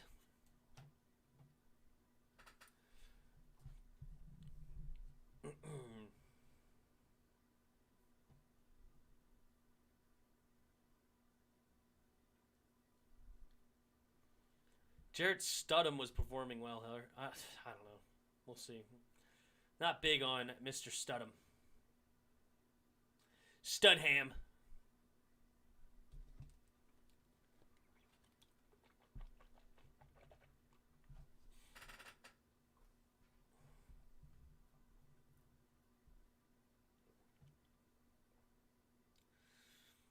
Good old PLO.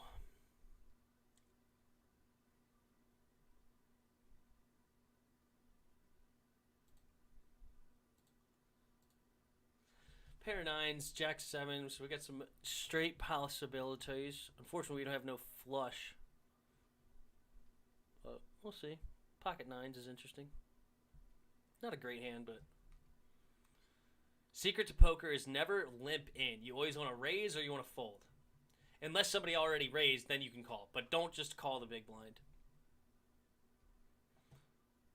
Ooh, there's trip 9s. And we got a rainbow board, so that's huge. Oh, what are we saying over here?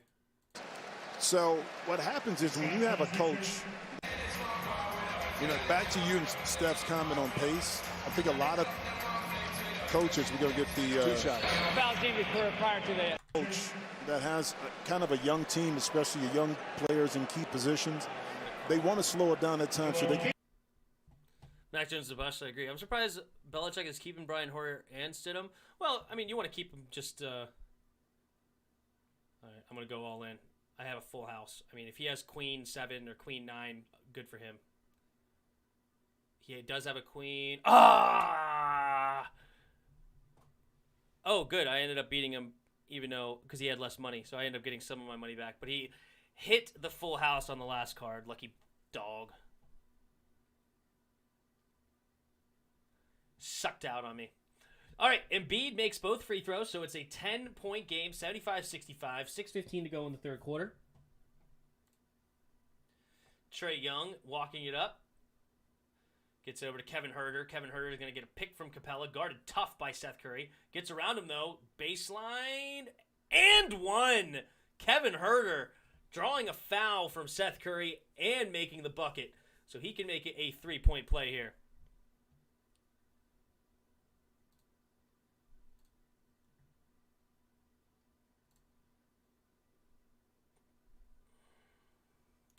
Kevin Huerter makes the 3-point play. So it's 75-68 with 6 minutes to go. Seth Curry walking it up for the Sixers.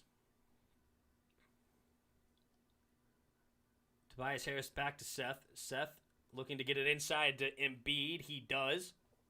Embiid working on Capella. Gets double teamed. And he draws the foul. Can't make the long 2-point jumper, but Bogdanovich coming to help. Definitely fouled him. He even put his hands up saying, yep, that was me. And Embiid will go to the line for 2 more shots.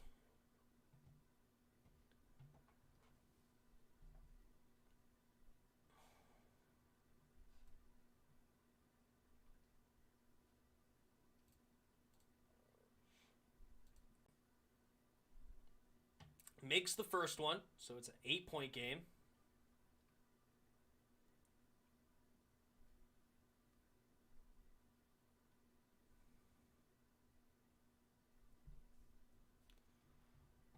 terrible hand. I'm just going to let it go. And Embiid makes both free throws. All right. Trae Young gets it to Herder. Herder getting a pick from Capella, driving. And he goes all the way to the other baseline. Pump fake, but now he is spinning around. Fade away. Nice shot. It went off the front of the rim, off the backboard. Nice shooter's touch to fall into the bucket. Carvin Herder, 20 points tonight. 3 for 3 from 3. Nice game he's having. Joel Embiid on the block again by Capella. Guarded by Capella. Oh, nice spin move. Fadeaway jumper. No good. Looked like he beat him on the inside. Probably could have leaned in to have a good chance. Now, this hand is terrible. You think, oh, cool, I have 4 hearts. But now that lessens your chance to get a flush. And you can't even get a straight flush. This hand sucks. Fold. It's too early to call Mac Jones a bust. Well, obviously, it's too early. But it's a prediction that Mac Jones will be a bust. I was not a Mac Jones fan, so we'll see what happens. Seth Curry getting a pick from Joel. Seth Curry to Tobias Harris. Tobias Harris, nice step back jumper. Yes, baseline is good. Fade away. 79-72, Philly on top. 4.5 to go in the third quarter. Ace Jack offsuit. Bogdanovich getting a pick from Capella. And Bogdanovich shoots a 3, and he rattles it home. Nice shot there by Bogdanovich. How many's he got tonight? Bogdanovich with 14. Not a great shooting night for him, though. 6 for 15, 2 for 5 from 3. But did make that one. Tobias Harris, guarded by Herder. Blacking him down. And he spins inside. Can't get it to go.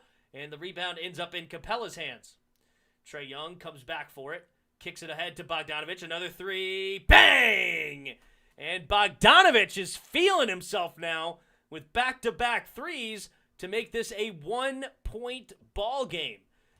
Hey, man, Hawks are looking really solid right now. They are having a strong performance.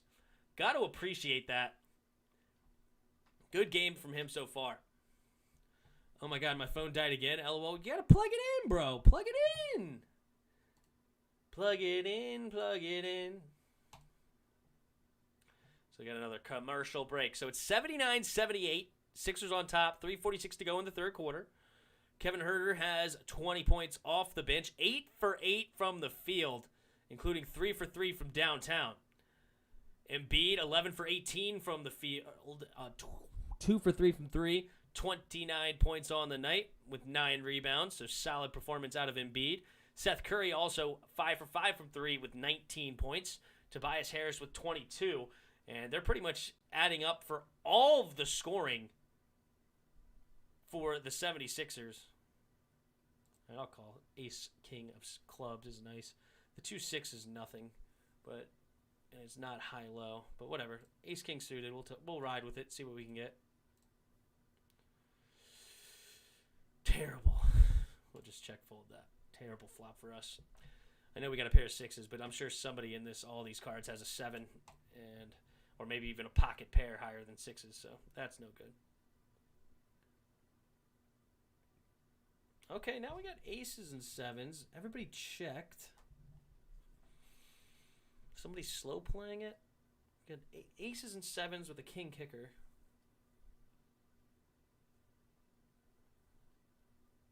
I might throw a little raise in there. And I will. Nice turn for us. Yuki is I know a bust when I see one. Oh, we got a raise. Shoot. Does he have a 7? Did he slow play me? I'm going to call. I'm going to see what happens. Screw it. I do have position on him. Oh, we got 2 calls. All right, we got aces and kings, but a 7 still beats us. We got a pot bet. Does he have a 7? Whatever, I'm going to call him. I don't care. Either he has a 7 or he doesn't.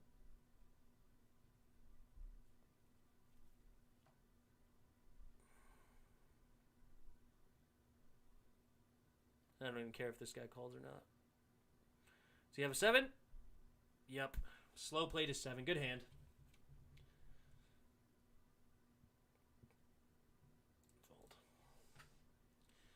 Good hand.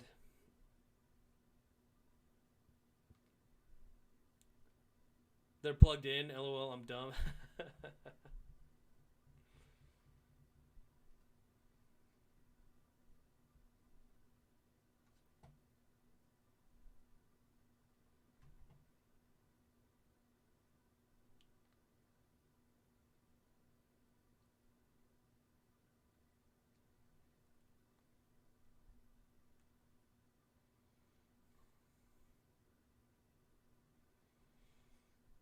I want to hit the straight. Flush beats a straight, though.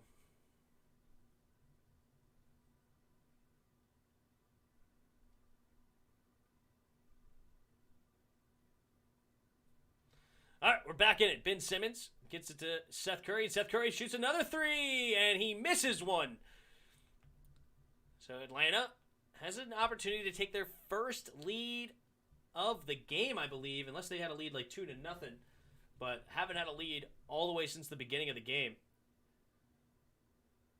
Kevin Huerter tried to get it inside to Trae Young, but it ends up getting stolen, and now we're pushing it the other way. Hill driving the baseline, gets it back to Embiid. Embiid pump fakes the three. Looking to work on Capella. Step back, fade away, long two, off the front of the rim, no good. Gallinari the rebound. Okay, we'll check. We got jacks and deuces. That should win. We might be out. Who cares? All right, Seth Curry gets the foul called against him. Kevin Huerter, the culprit. So 2:46 to go in the third quarter. We got a 1-point game.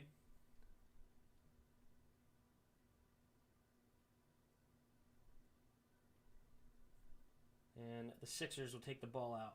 No, the Hawks will take the ball out, rather. Pair of fours, jack, 6 of diamonds.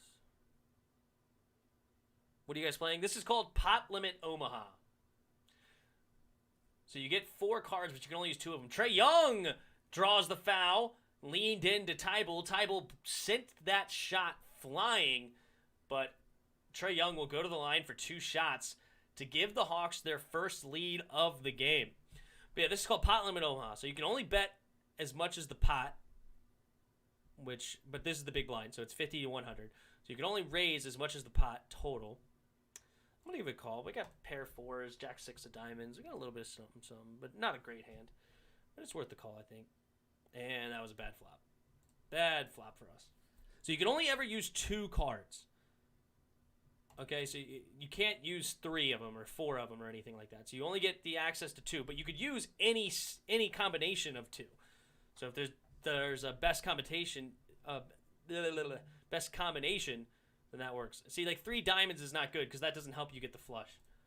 All right, George Hill kicks it over to, I forget who number 18 is. Who's 18?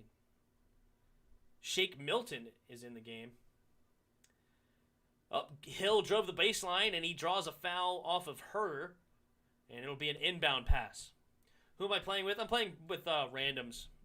There's nobody in here I know. I'm just playing a random tournament. You can win, not a lot of money, but it's a free roll tournament. You can win almost $9 if you win it. Like 10 cents and stuff. It's a fun little game. I'm going to fold that. That's not good. And Milton knocks down a 3. Tried to draw the foul, and he gives the Sixers another lead. Couldn't get the foul called. Tried to go to the ground to sell it. Didn't get it. Trae Young goes inside. Blocked by Embiid, but he gets it back, and he misses the reverse layup. And Capella had it for a second, but stolen away from him. Ben Simmons, nice pass to Tybal, and Tybal will get fouled and 1. So he will go to the line for a 3-point opportunity.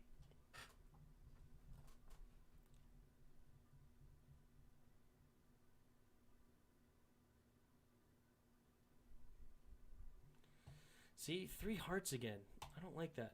You can't have 3 of the same suit. You only want 2 of the same suit. So the best hand in Omaha is 2 aces and 2 kings. Because you don't want 3 aces because you can't use all 3.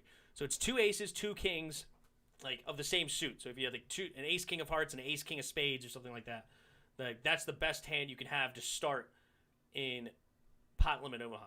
Oh, Capella gets off. It's a rebound and makes the layup. All right, so we're still at a 2-point game. Ty Bull ended up missing the and one opportunity. Ben Simmons gets to Hill. Hill kicks it out to Harris. Harris had an opportunity to shoot, but he lost it. And Embiid now has it at the top of the key, and he shoots the fadeaway off the side of the rim. No good. Gallinari the rebound. See, this is interesting. Not great cards, but it's 2 spades and 2 diamonds. But the cards just suck. I'm going to fold. There's not a lot of opportunity in that hand. Gallinari shoots a long 2. No good. And Embiid comes down with the rebound. He gets tripped up, and it looks like it's going to be a foul called against Atlanta. Tough break. It looks like their feet just got tangled up. Yeah. And Embiid probably didn't have to go down, but he went down anyway because he wanted to sell the foul. Good play, I guess. And we'll go from there. We had Jack 9 with a backdoor flush and stuff. Omaha, Dallas sucks down set. Blue 42 down set. Hut. Hike. Hut.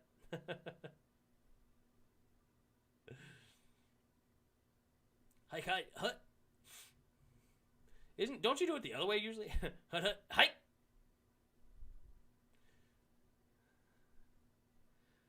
I played quarterback for my flag football team. I said, say hit. That's how I said it. Tim went solo on me. Solo? What do you mean solo dolo? You want to hop in? You can hop in if you want. Ooh, Chris likes Mac Jones now. Little change of heart there, huh? Pocket sick, it sucks. Yeah. Yeah, I went the whole season with only 2 interceptions, like 30-something touchdowns, and we won the championship. Best flag football quarterback of all time. I was slicing and dicing them. It's fun times. All right, Lou Williams gets a pick from Herder. Lou now driving. He shoots a long 2 off the back of the rim. Almost fell in, though. Embiid another rebound. So it's 5 seconds difference between the game clock and the shot clock. So Embiid has at the top of the key, guarded by Collins. It's a small lineup and a foul against Collins, but Embiid, it was already in the bonus, so he will go to the line for 2 shots. I would love to play for a flag football team again. It's fun, man. It is. I would love to play quarterback again, too. You don't have to do that much running. You just sit back there, slice and dice. Slice and dice, baby.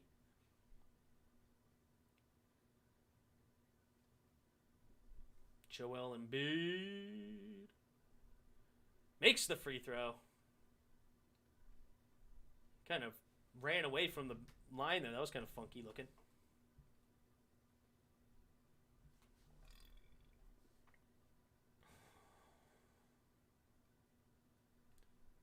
So the Clippers and Jazz play game 1 tonight. At Jazz in 7, so we'll see.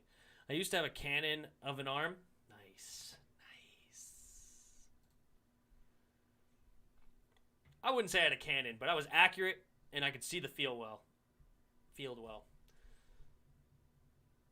Joel Embiid shoots the free throw. Nice. So it's 88-82. I think I throw it a little bit. I could probably throw like 45, 50 yards in the air. Something like that. Nothing too crazy, but solid. All right. Oh, nice. And Lou Williams draws the foul. Can't get the and one, but he will go to the line for 2 shots with 4.3 seconds to go in the third quarter. Philly up by 6. I'll check. Pair of 7s. Not good enough. Check. Shake my head. My coach put me at strong safety. Sometimes I played single high. I was the only one to play single high, of course. I was a beast receiver. I loved the safety position as well. I loved to read the quarterback. But my problem is my problem was the speed or lack thereof. But I had good play recognition, let me tell you. All right. So 3 seconds. Gets it over to Milton. Shoots a long three. Bang! At the shot clock. Goes to 0 the quarter. And it's a 7-point lead for Philly with a big buzzer beater 3. Nice shot by Milton. I'm going to call. Why not? I got a bunch of straight opportunities. I do have a small flush opportunity. And okay. Trip sixes. All sorts of straights. Oh, I'm raising this. And a backdoor flush. A backdoor straight flush draw. I mean, this is my hand written all over it. I mean, if I lose this, so be it. I got trips already. Straight draws everywhere. Literally hit a 5, 7, 8, 10. All the 4 of those cards gives me a straight. And shoot, a 5, 7, 8 gives me a full house. So forget the straight. Now I have a flush draw. I'm going all in. I mean, I have so many outs, even if I'm behind. I have trip sixes already. There's no straights on the board. I have a flush draw. I mean, I got so many outs. I do have Sixers winning this game. I have them tying up the series. I'll give them. Oh my God. Another suck out loss to a flush. I mean, that's twice. Twice I had the best hand going into the final card, and I lost. Whatever. Jeez Louise. What can you do, guys? What can you do? You have the best hand going into the final card twice in the tournament, and you lose twice. I'm okay. And I had so many outs. Basically, I just had to avoid a diamond. I mean, I had so many outs. And it could have also been a diamond that I had. If it was an 8 of diamonds, I win. Because I had a full house. Trash.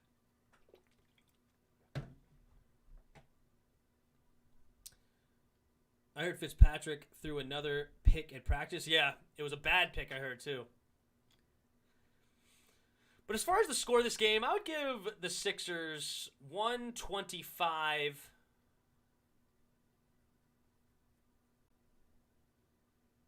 Hold on. No, that's too much. That's too much. I'll give them 119 to 112. I think the 119-112 is my final score. I heard Fitzpatrick throw another pick. Yeah, it's bad. It was bad.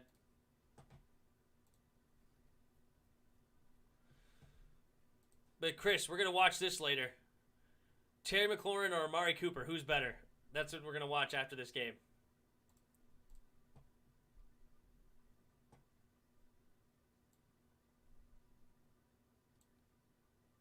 Tim, you should have a good arm. I had a pretty good arm. I was fine. Played a little quarterback. It was fun. I had a lot of fun playing quarterback with that flag football league. That was a lot of fun. And one of my interceptions, I only had 2 interceptions all year. Okay? And I don't even remember the second one, to be honest. I just remember I had 2 all year. But one of my interceptions, and it was actually the first one I ended up throwing, is I had one of my buddies, his name was Adam. And Adam liked to smoke a little bit. Okay, and he would come to the games pretty high. Ooh, nice alley-oop to Dwight Howard. Nice play there, and the Sixers are up by 9. Anyway, he liked to come to the games pretty high. And one time we call a play, and he runs a seam route. And, all right, hold up. Gallinari in the block. Pump fake, and blocked by Tobias Harris. Good defense. Gallinari tried to draw a foul, didn't get one, but nice block. Milton, stutter step, and fadeaway 2 is good. And the Philly Sixers jump out to an 11-point lead. His hands are better than Amari's. We'll see. Terry has better route running, a lot more speed, but about the same hands as Amari. We'll see. We'll talk about it. All right, Kevin Herter driving and lost it, but got it back. And Gallinari driving, and he flows. Ugh. That was just flopping everywhere. Just slung it at the basket, not even hitting the rim. Crazy shot. And Milton drives the lane. He can't get the layup. But then Dwight Howard gets the offensive rebound and the putback. And it's 97-84. Embiid fired up from the bench on that one. And Dwight Howard giving some good minutes here in this fourth quarter off the bench. But anyway, so he came really high and everything. He was all over the place. Nice guy and everything. And he called for a seam route, right? And he was wide open, okay? He was running down the field. So I throw him the ball. But then he never turned around. He just kept running. And the safety ends up coming underneath and ends up getting the interception because he was nowhere to be found. But he was wide open, and I even hesitate to throw it. I'm like, turn around. And then I threw it to him. I'm like, you're too open. And then he never turned around. Never. He just kept running until he hit the end zone. And ended up getting intercepted. I'm looking at him like, Adam, you were open. Turn around. What are you doing? But, oh, God. Good times. Funny times. It makes more contested catches and better yards after catch than Amari. We will definitely go over it at that time. You're like Matt Schaub when he had Andre Johnson. I like that comparison. Matt Schaub was a solid quarterback for Houston. Solid quarterback. How are you going to be a wide receiver if you can't turn around? I know! He didn't turn around. And he wasn't necessarily a bad receiver. He wasn't great, but he wasn't bad. We were kind of a mosh posh of dudes, and women. It was a co-ed league, so it was fun. And we actually ended up going against, for the championship, basically a team full of players from my high school. They played on the actual high school football team. They just joined this league as basically a way to stay in shape. And they were a pretty good team, man. They were fast and everything. But, man, I just found a way to slice and dice them. And we ended up winning the championship. It was fun. We had a couple of good women on the team. Faith was one of them. Really, really good. Another one was Michelle. Both of them, because you had to have a woman on the field at all times. And so it was nice to have them. They were really good on defense, especially Faith. She had great hands to pull off the flag and pretty good speed too. But it was hard to get by her. You couldn't spin around her. She would still find a way to get that flag. So it was fun. My move in flag football when I did a quarterback run is literally once people started getting around me, I would just start spinning down the field. Not one spin. I would literally just start spinning because you weren't allowed to jump. You were allowed to juke and everything, but I didn't have great juke moves. I had I had a little bit of elusiveness, but not enough in flag football. I didn't have enough elusiveness to not get touched, if that makes sense. You know what I mean? I had enough elusiveness to make it hard to tackle me, to slip tackles. One of my buddies, when we played football in the backyard, he goes, Tim, you have 50 speed on Madden, but 99 of elusiveness. Okay, it was hard to tackle me. But in flag football, it wasn't as hard because I'm not as fast. But I would just start spinning, and it would make it so hard for people to get the flag because the flag was just going everywhere, up and down, and it was a lot of fun to spin around and get 10 extra yards because of it. Celeste, you're hopping off. Sounds good. No worries. Thank you for stopping by as usual, and you have a good night as well. I'm excited to become an RB. I can run people over. There you go, Yuki. That'll be fun. Good luck. I hope you do well. All right, here we go. Lou Williams has it for the Hawks. Now they're down 13. Oh, stolen by Grant Hill, and they're coming the other way, and he goes all the way for a lay-in. Nice steal and bucket for Hill, and it's 99-84 with just over 10 minutes to go in this game. Philly is on an 11-0 run. All right. Bogdanovich kicks it out to Collins. Collins, Euro step, and good defense by Hill, but Collins gets it back, and he can't get the one-handed floater.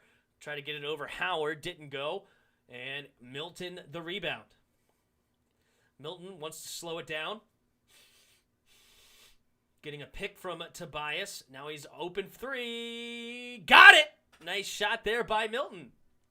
Now it's an 18-point game all of a sudden, and the Philadelphia Sixers are running away with it. And looks like Lou Williams is going to get fouled on the ground. Milton not happy with that call. LOL. Thanks, Tim. Hopefully I'll do well. Also, did you know that cleats are like $30, $40? It's a pretty solid price. Yeah, that's not a bad price at all.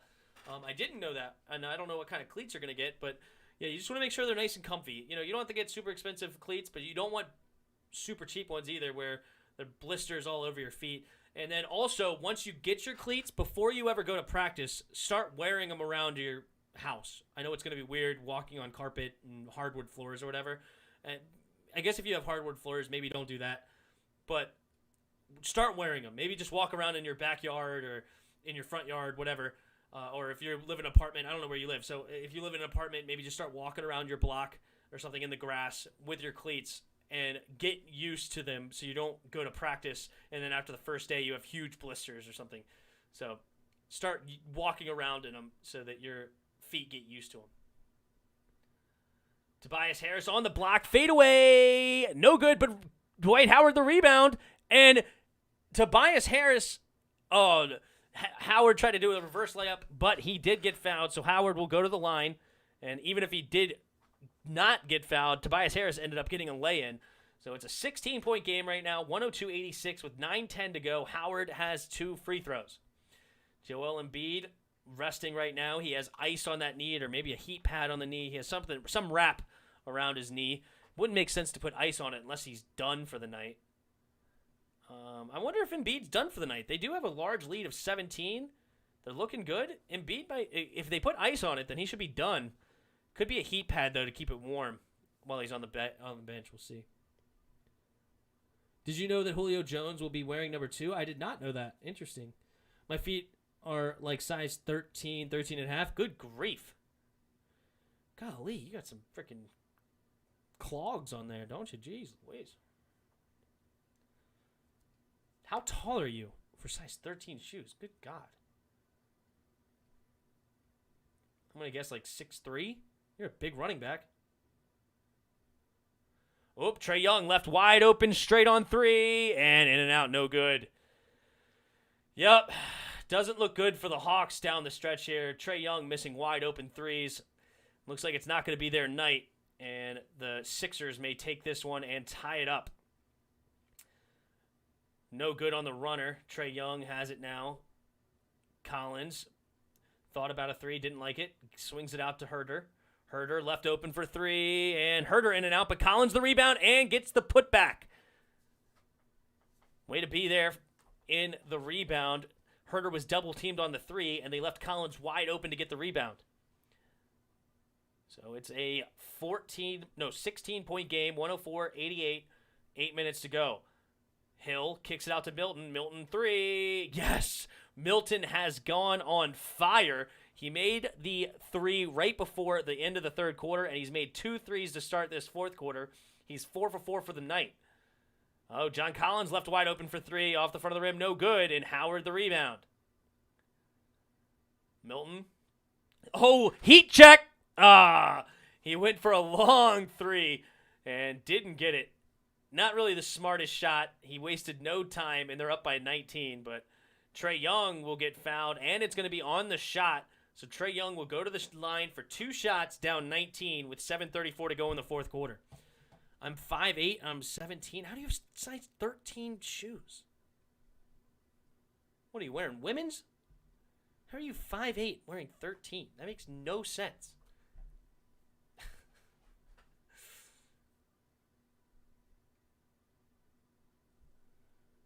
How do you run like that? It's like you have clown shoes, clown feet.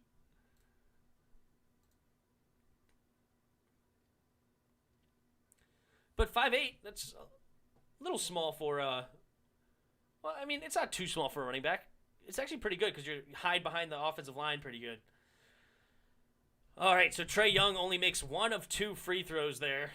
And Trae Young not having a night at all. He's 0 for 5 from 3, only 16 points, 5 for 13 from the floor.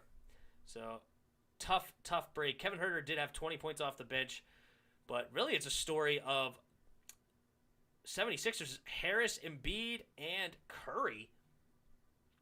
You have 19 points for Curry, 22 for Harris, and 33 for Embiid. I have no idea, bro. I have no idea at all. Yeah, you got some big cloggers. Good grief.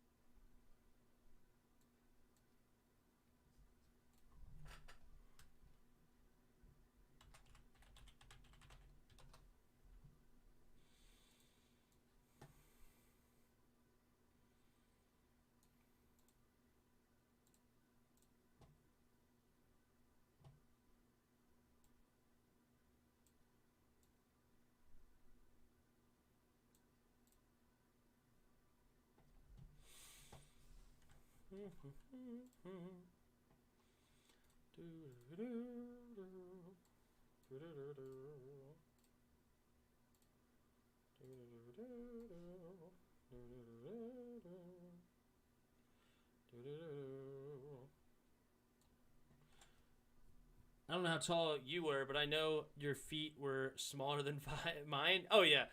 My feet are wide, not so long. So I wear like size 11, but lengthwise, I'm probably a size 10-ish. But then I usually get like 11 and a half because I got wide feet. Actually, the basketball shoes I used to wear for a little bit were size 13. But really, it's just because they're super thin, like Nikes. So my toe didn't reach at all, but still.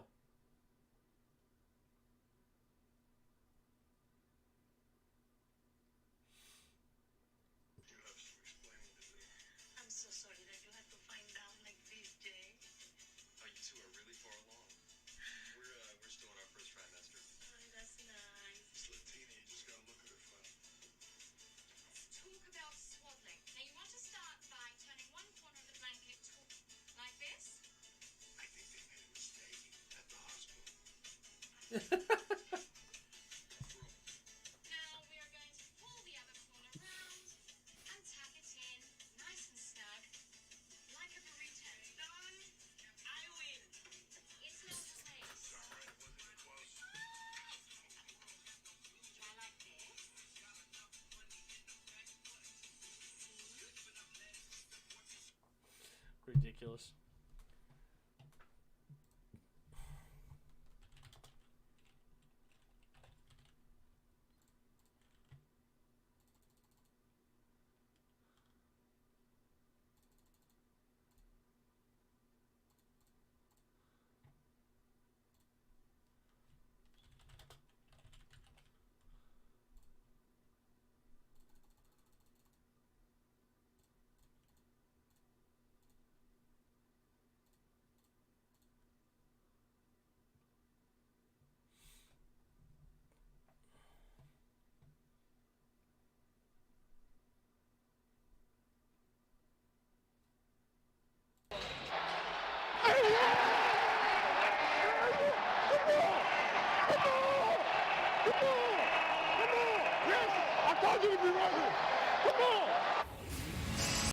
Didn't realize how much of an accent Joel Embiid had.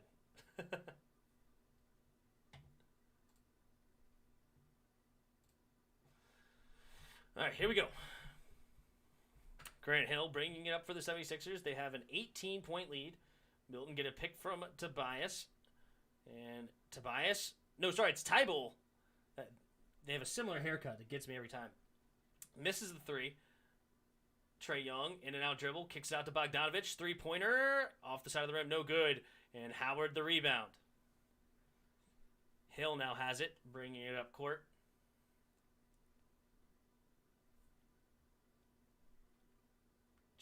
Nope. Grant, pump fakes it, driving, and gets around Bogdanovich and gets the lay-in. Man, that thing basically didn't hit the net. It went off the backboard and just went straight down. Net didn't even hardly move. Trae Young. Oh, no, it's going to be a moving pick violation by Capella. And the Hawks falling apart. Oh, man. Tough break. Hawks, they had a 2-point game in this, something like a 4-point game at the end of the third quarter, And it's now a 20-point deficit with 6.5 to go. I think the Titans will definitely be a playoff team at 11-6, maybe. Embiid tries to go for the lay-in. He will get fouled and go to the line for 2. I'm surprised Embiid's back in this game. 20-point lead. He's already got rough, like a knee problem. Surprised they still have him in. Why put him back in at this point? Howard was playing well.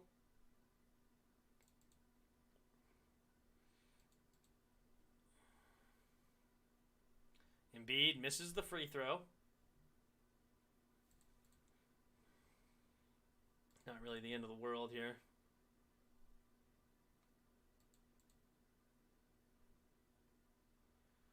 Oh, wow. Mickelson and Brady are now going against Rodgers and Dikembe. Interesting. All right, so Embiid makes a blocked, but it's going to be a foul called against Milton. So Trey Young will go to the line for 2. I think the Titans will definitely be a playoff team at 11-6. I think so. I think that's fair. I think it's a fair assessment.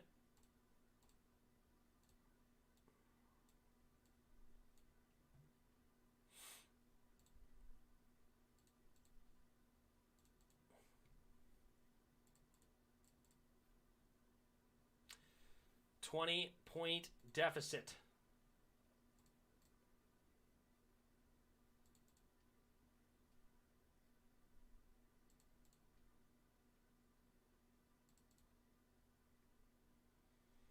Trey Young makes the first. And one more pending. But 6:18 to go, and they're going to be down by 19 if he makes it. Not good. Looks like Matt Ryan will have 3 weapons now. Russell Gage, Calvin Ridley, and Kyle Pitts, a.k.a. not necessarily in that order. No, yeah, and I think that's fine. Gage played really well last year as a third receiver. I think he'll be okay second. Kyle Pitts should be a beast. And then obviously I think Calvin Ridley is easily a number 1 receiver. So I like it. I don't think it's a bad wide receiver or top 3 weapons. I don't think so. I'd have to look to see who else they have maybe.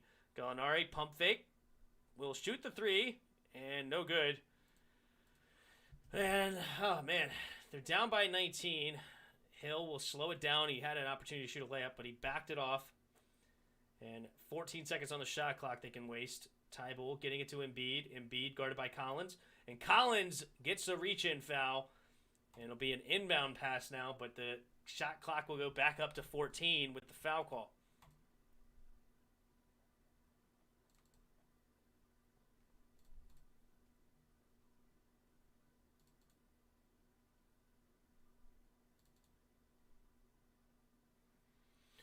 Do you think the Falcons will retire the number 11?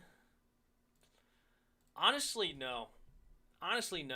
Julio was one of the best receivers in the league for a long time, and he had some really good years, but he only ever had one season where he scored 10. They didn't win a Super Bowl with him. I don't think so. I don't think they retire the number 11. I mean, I think that he should go in the Ring of Fame, no doubt. But I don't think he had a good enough career to to have a jersey retired, to be honest. I really don't. It's a 16-point game now, and Collins another rebound. Just under 5 to go. See if the Hawks can't make a little run here. Gallinari to Herter in the corner. 3, and no good. Time is definitely dwindling here. 110-94 with 4:30 to go. And the Sixers are definitely starting to play a game of slow down the clock. Embiid pump fakes again, fade away, bang. Yep. It's pretty much everything but the fat lady singing, right? I mean, good grief. Gallinari, wide open 3, bang, does make it. So it's a 15-point game now. Julio Jones is definitely a Hall of Famer. I can agree with that. I would agree with that, yeah. I don't think that's controversial to say.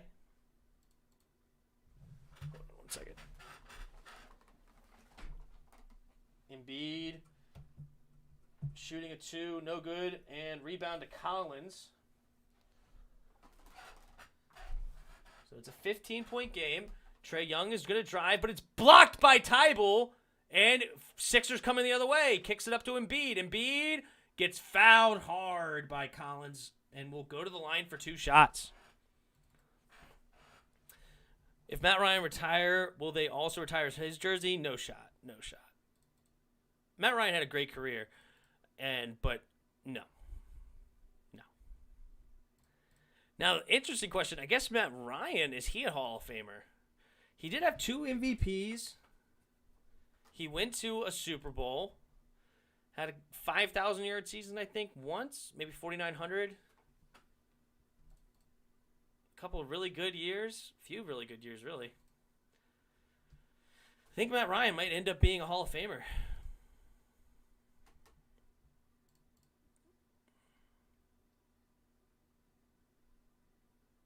So many quarterbacks in his era, though. Is he really a Hall of Famer?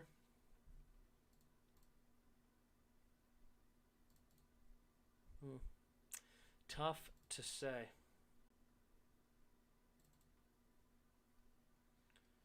So it's a 17-point game now.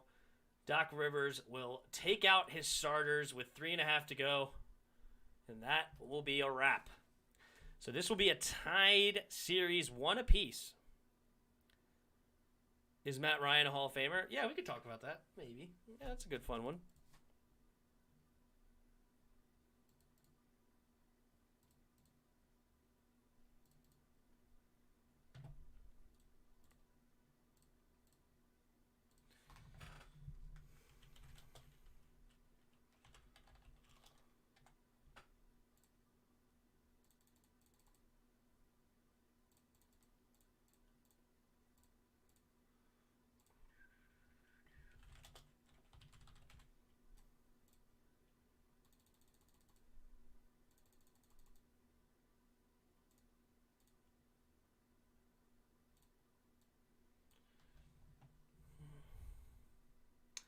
Yeah, that could be a good one, for sure.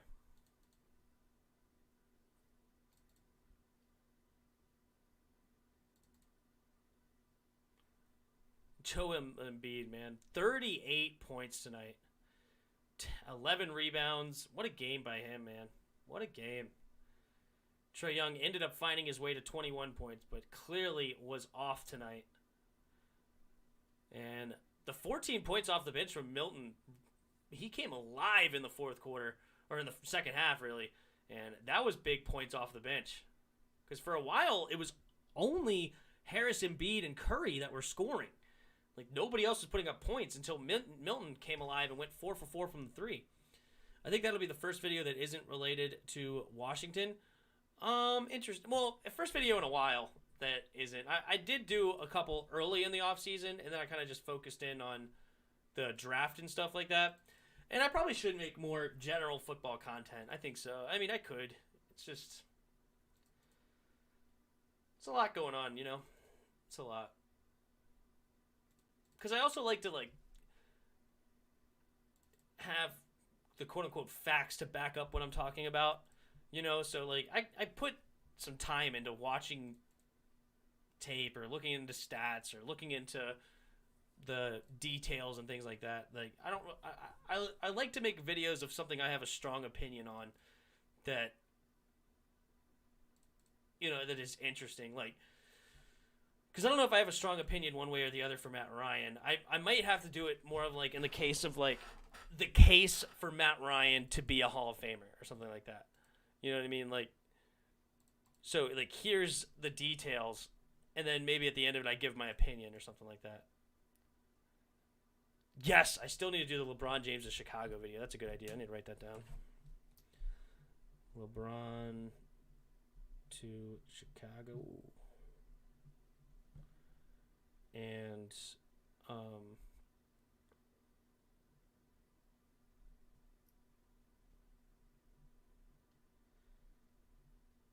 and then Ryan, a Hall of Famer.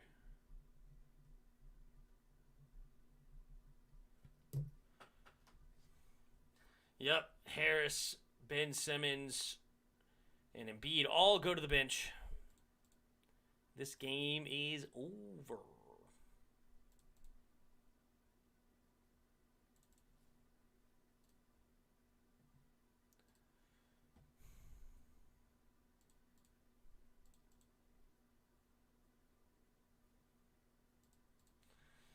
Yeah, I think I'm going to switch over to talking about the videos.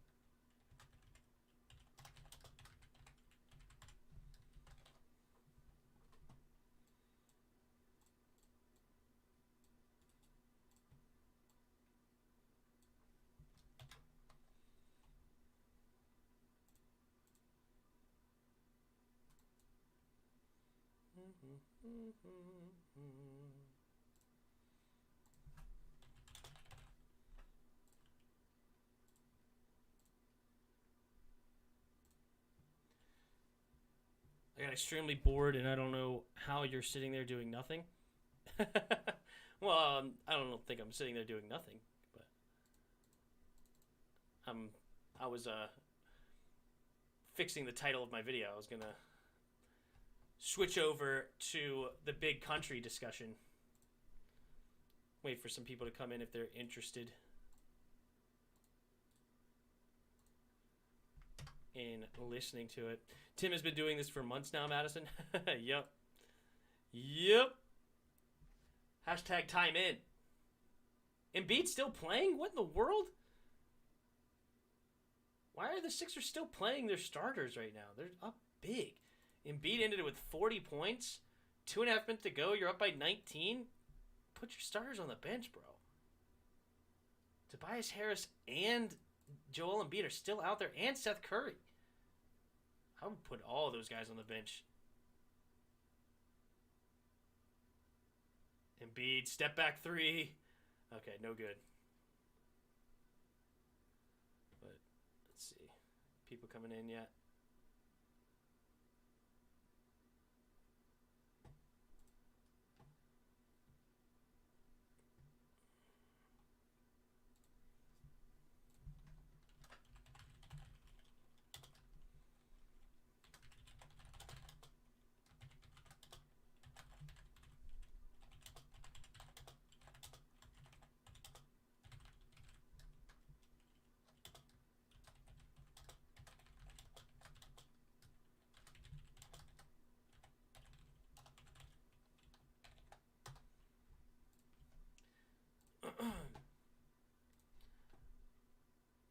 It's Southern Cowboy fan time. Yep, that's what we're gonna do.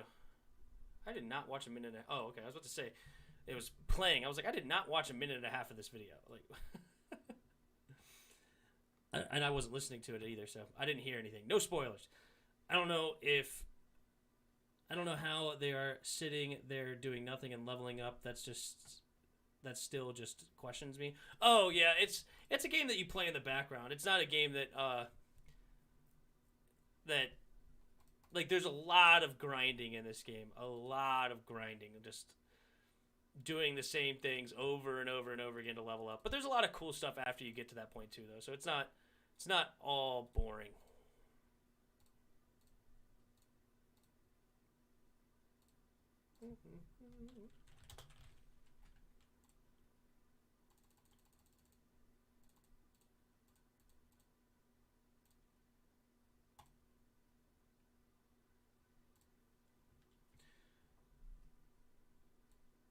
Well, no, it's not doing anything. I'm leveling up my magic right now, and I'm making money.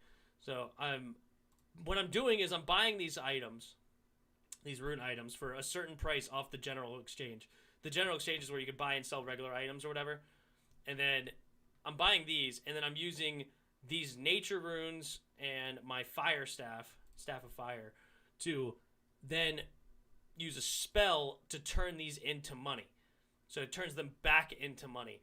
And then I'm able to turn it into more money than what I bought it for. So I'm making money at the same time I'm leveling up my magic. So that's what I'm doing. You can see my magic's my highest one.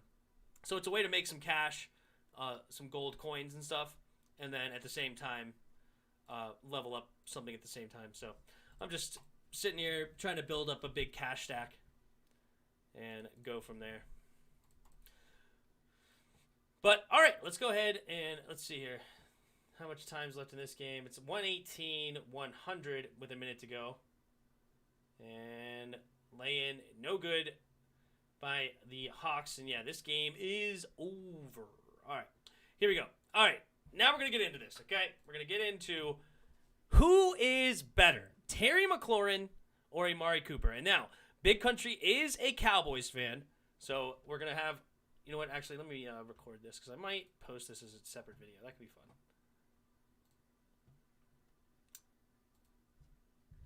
Alrighty then. So we're going to hop into what in the world is going on? Nobody hit that. What the heck? Let's try this again.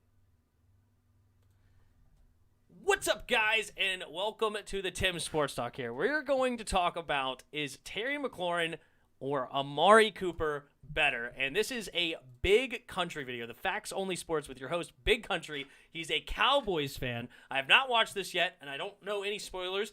I don't know if he is going to pick Terry or Amari. From what the other video I watched of him, he seems like a reasonable guy. He actually gave the Skins a compliment, according to their defense. Said the defense is really, really strong. So we're going to listen to this and take a look to see who is better. Did you just get flashbanged by your computer? I know. I don't know what that was. That was a weird flashbang, but it is what it is. All right, here we go. Let's take a listen. Make sure you can hear. Yep.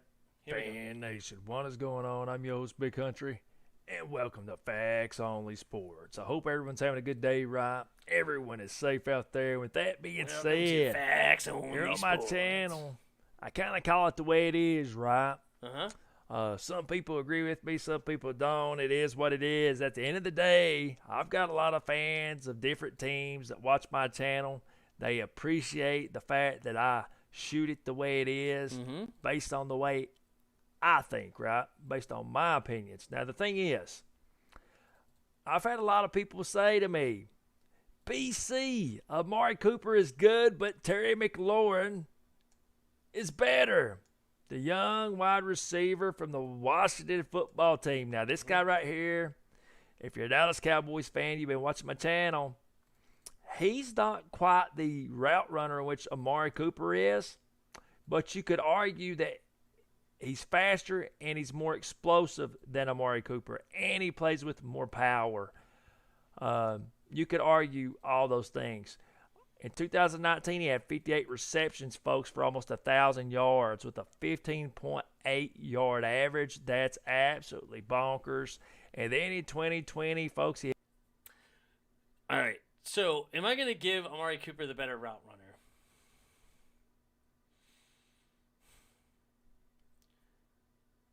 I definitely agree that Terry McLaurin plays harder because Terry McLaurin has heart. He comes in hard.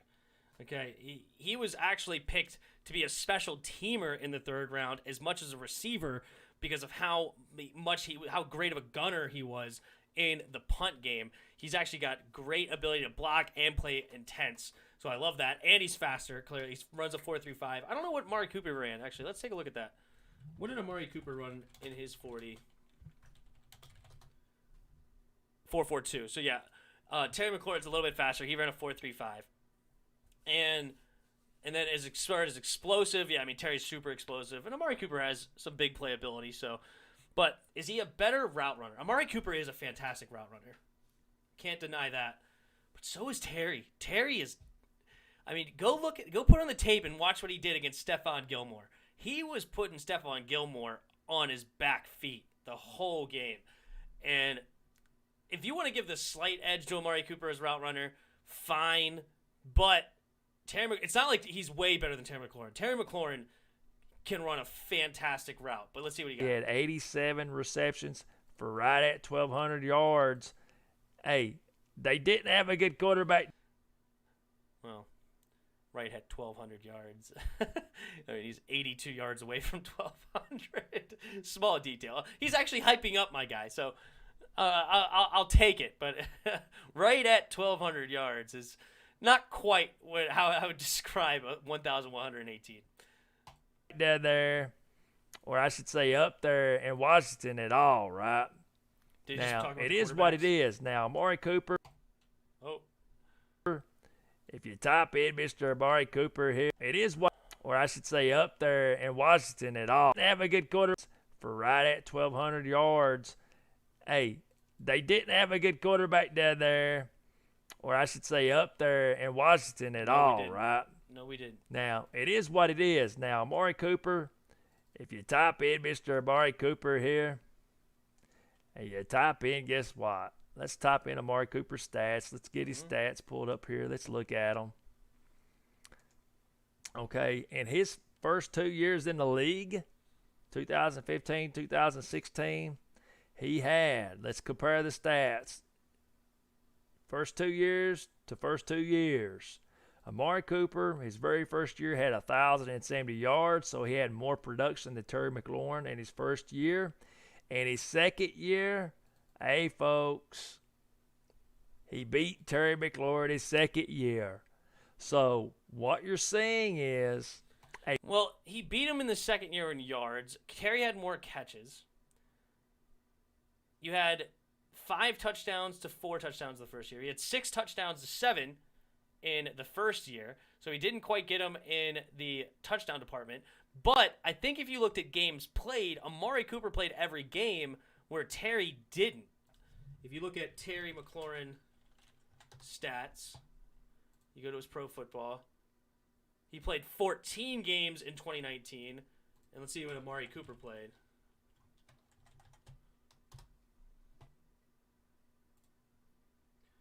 Amari Cooper in 2015 only started 50, but he played in all 16. So he played 2 extra games. He had less touchdowns, and he had less than 100 yards in more stats than him if you compare the two, right? Because you see here he's got 919. No, okay, so a little over 100 yards. So 100 and, 50? What did I say? 119. So basically 151 yard difference. But he had 1 less touchdown. He did have 14 more catches. But there's 130 targets. How many? McLaurin only had 93 targets. The catch percentage, I think, is pretty similar, though. 66.9 to 62. So he had a better catch percentage. And who was the quarterback in 2015? Was Carr there yet?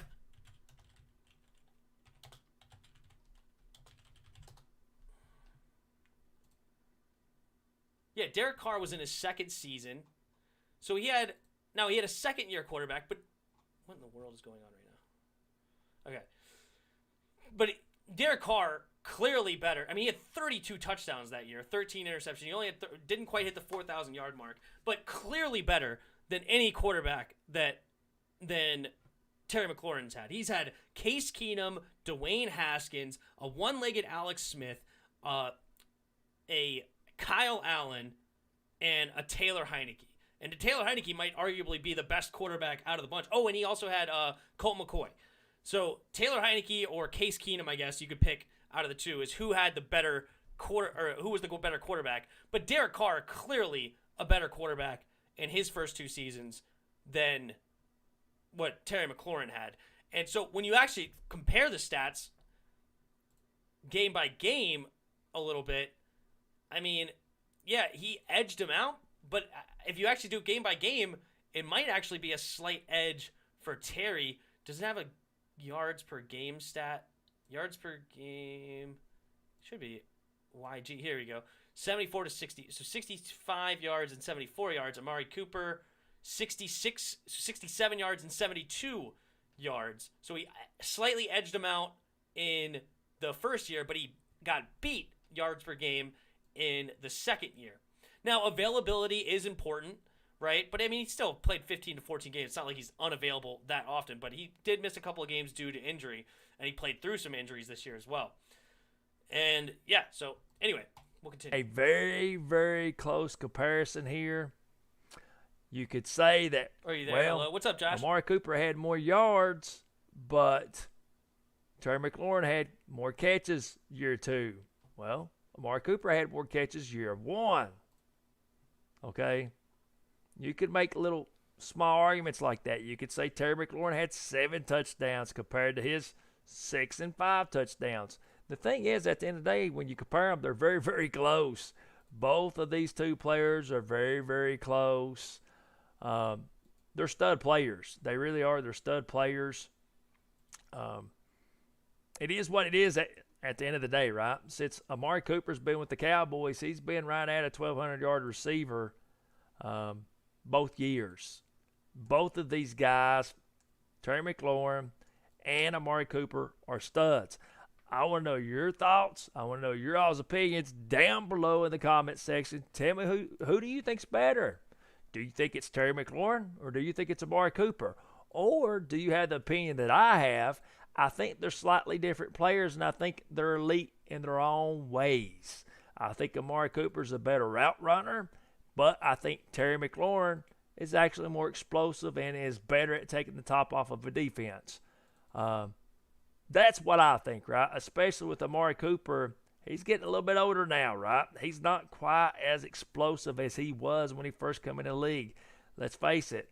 He's been in the league now 1, 2, 3, 4, 5, 6, 7 years already. He's going into his 8th year into this league, folks. He's no longer a spring chicken. So tell me what you think down below.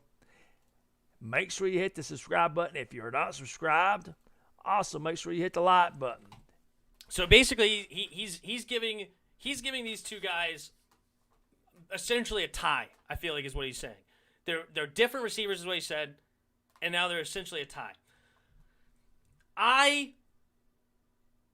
The stuff he showed me, the stuff I'm looking at, what I know about both, watching them both play, I'm giving the edge to Terry McLaurin.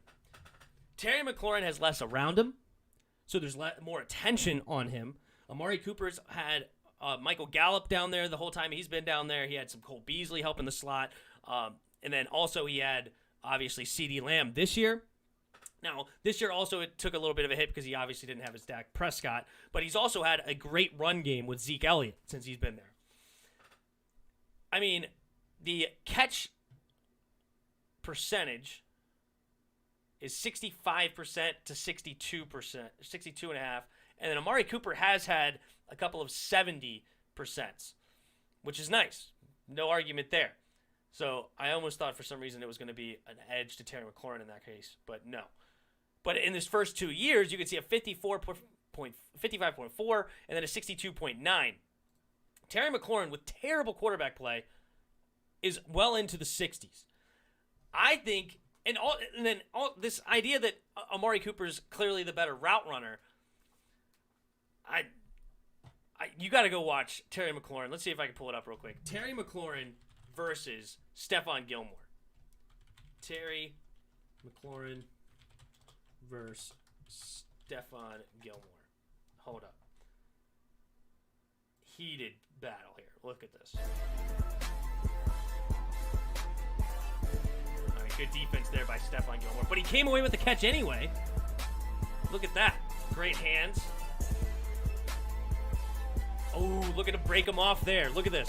He jabbed him out to the got an inside release, then jabbed him to the outside, and then broke him off. Look at that separation from Stephon Gilmore. This was 2 years ago. This was Terry McLaurin's rookie year. Look at that. Got him to turn his hips a little bit, and then broke him off again to the outside. Great route there. This is a guy, Stephon Gilmore, I believe 2 years ago, was Stephon Gilmore. I don't think he was, but he was like in conversation to be a defensive MVP.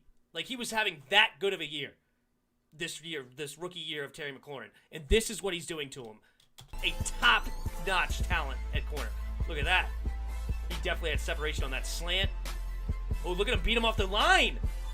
Come on, bro. Dusted him. And a nice throw. And the catch inside beats the safety as well on that corner route. Hold the phone. Got him with the inside jab step. Fought through, barely slowed down at all, and the catch. This dude has the ability to run a fantastic route, okay? So this idea that Terry McLaurin is not as good of a route runner, I don't necessarily agree. Now, Amari Cooper, I'm sure you could pull up very similar videos of him having great route running. So I'm not going to sit here and act like Cooper can't run routes either. But Terry McLaurin, he can run a nasty route. And then you combine the fact that he has basically equivalent stats with terrible quarterback play. Then you have, he's only in his second year. Amari Cooper is in his, what, 7th year, we said? 6th year? 1, 2, 3, 4, 5. So 6 years he's played. I give the edge to Mr. Scary Terry. He's faster. He can run just as good as routes. He's got great hands. He's catch tons of contested catches. He fights through tackles. He can do everything. He's not just a guy that blows the top off the defense. He has the ability to blow the top off the defense with that 4.35 speed, but he's a possession receiver. He can get it underneath. He can catch screen passes, slants, digs, corner routes. You just see him there against the top tier corner outside of Jalen Ramsey 2 seasons ago. And did Stephon Gilmore win defensive MVP 2 years ago? I mean, he was fantastic 2 years ago for the Patriots. I like Terry McLaurin over Amari Cooper. I think it's official. I gave Amari Cooper the edge going into last season because I wanted to see Terry do it again, kind of thing where, okay, you had only a rookie year. Amari Cooper's an established receiver. Let's not go ahead and just talk too soon. And I loved what I saw out of Terry. But he did it again with terrible quarterback play. He had a great year. He didn't score as many touchdowns as you want, but he had terrible quarterback play. Terrible. It was the offense was garbage. And I'm giving the edge to Terry. Yeah, Gilmore won defensive MVP in 2019. Yeah, the defensive MVP, that's what he did to him. That is what he did. So, I don't know. You guys let me know in the comments below. Do you think that Mr. Terry McLaurin or Amari Cooper is better? Because I think this was a good video by Big Country. He obviously didn't show bias either direction. He gave Terry his props, and he basically said they're equal. But I'm going to give the edge to Terry. If you look at the full picture, I think you have to give the edge to Terry, to be honest. Have to. And then I didn't even bring up the fact that Amari Cooper has the problems with the away games. He only shows up at home games if you look at the game logs. So he has that problem as well. Terry shows up any given day. I don't know. You guys let me know for sure. All right. So I'll stop that recording. So we'll put that on the YouTubes tomorrow. Put that on the YouTubes. To me, it's neutral. They both equal, but different play style. Are they? Are they really that different a play style? What kind of style are you giving Amari Cooper? What's Amari Cooper to you? What? Give me Amari Cooper's play style, Yuki. What is his play style to you? He's a deep threat receiver that also is a possession receiver that can catch anywhere. And that's what Terry is. I mean, to me, and I think they're the same height. Amari Cooper's 6 foot, or he's 6'1", and Terry McLaurin's 6 foot. So it's not like, oh, this is Derek Carr. I was like, Terry McLaurin is not 6'3". But Terry McLaurin is 6 foot. Yep, 6 foot 210. Amari Cooper 6'1", 210. So they're basically the same size. They both got good speed. He ran a 4.42. McLaurin ran a 4.35. So McLaurin has speed. You just saw the routes that he just was destroying Stephon Gilmore at the MVP, and he's just running fantastic routes to get open. Great separation. So what is the Amari Cooper play style that's different than Terry that Terry can't compete? I mean, if you look at the whole picture, I really don't think it's a conversation. You know what I'm saying? I don't know.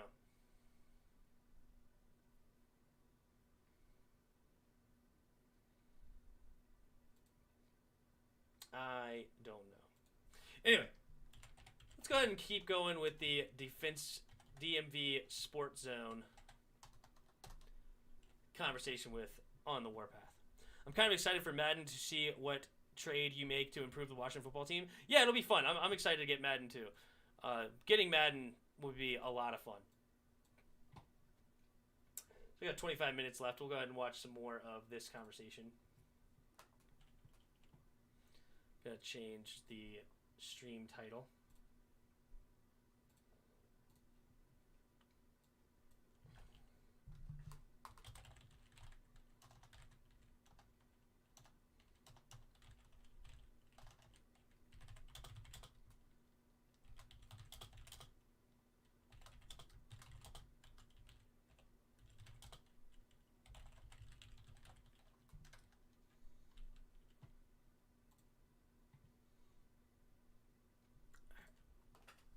Receiving yards. So pretty much right there with you. Yeah, you're right, but I still think they're both equal. But like you said, they're basically the same. Yeah, I mean, they're very similar style players, for sure.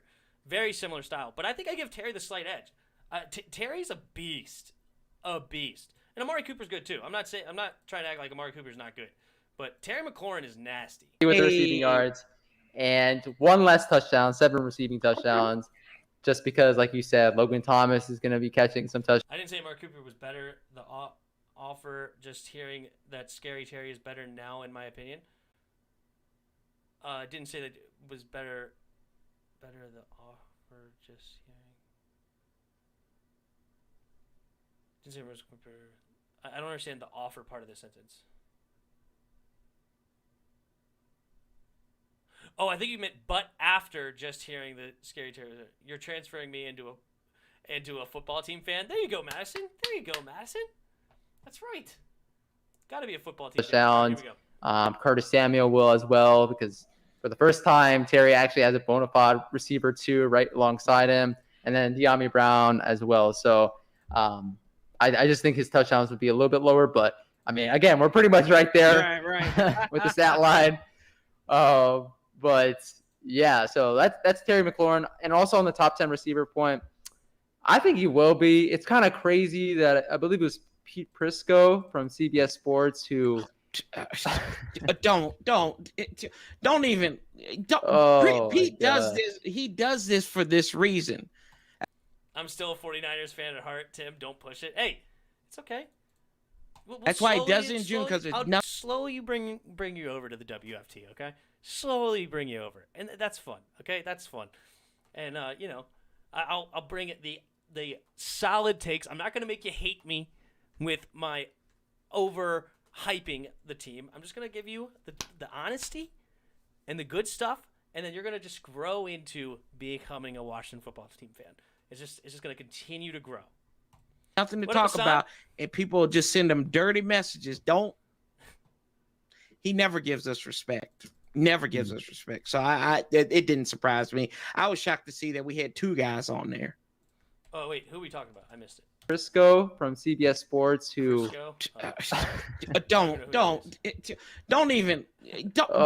Pete does this. He does this for this reason. That's why he does it in June, because there's nothing to talk about, and people just send him dirty messages. Don't stick with it. He never gives us respect. Never gives us respect. So it didn't surprise me. I was shocked to see that we had 2 guys on there. Yeah, but not a top 100 player in his eyes, not a top 10 or top 20 receiver, I believe, in his eyes. So I'm just excited to see Terry just once.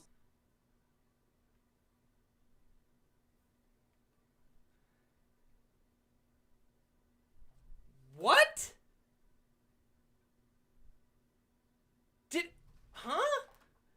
Did he just say we don't have a top 100 player in the league? What?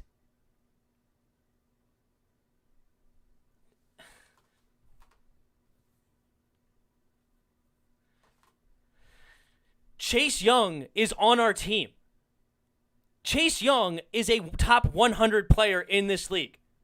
If you don't want to say anybody else, you don't want to say Brandon Sheriff, you don't want to say Terry McLaurin, you don't want to say whoever else you want to take out of the conversation. You don't want to say those two. Chase Young is a top 100 player in this league. End of discussion. And he might even be high. I don't know where he is on that list specifically. I would have to think about it. But Chase Young is definitely in a top 100 list. Easy. So if you are a Washington football team hater, if you don't put a single person on the top 100 list, Terry McLaurin not top 20 is disrespectful, is wrong, but I understand there's other players that have more hype than Terry McLaurin. DK Metcalf, AJ Brown, who are some other young guys that could be in that conversation. I don't know where he puts like Juju Smith-Schuster. I don't know where I don't think these guys are better, but still, you have, I know, Michael Thomas is super high on people's lists, where I don't think should be as high. Amari Cooper was probably listed better than him. We just went over that, and I think Amari Cooper's better.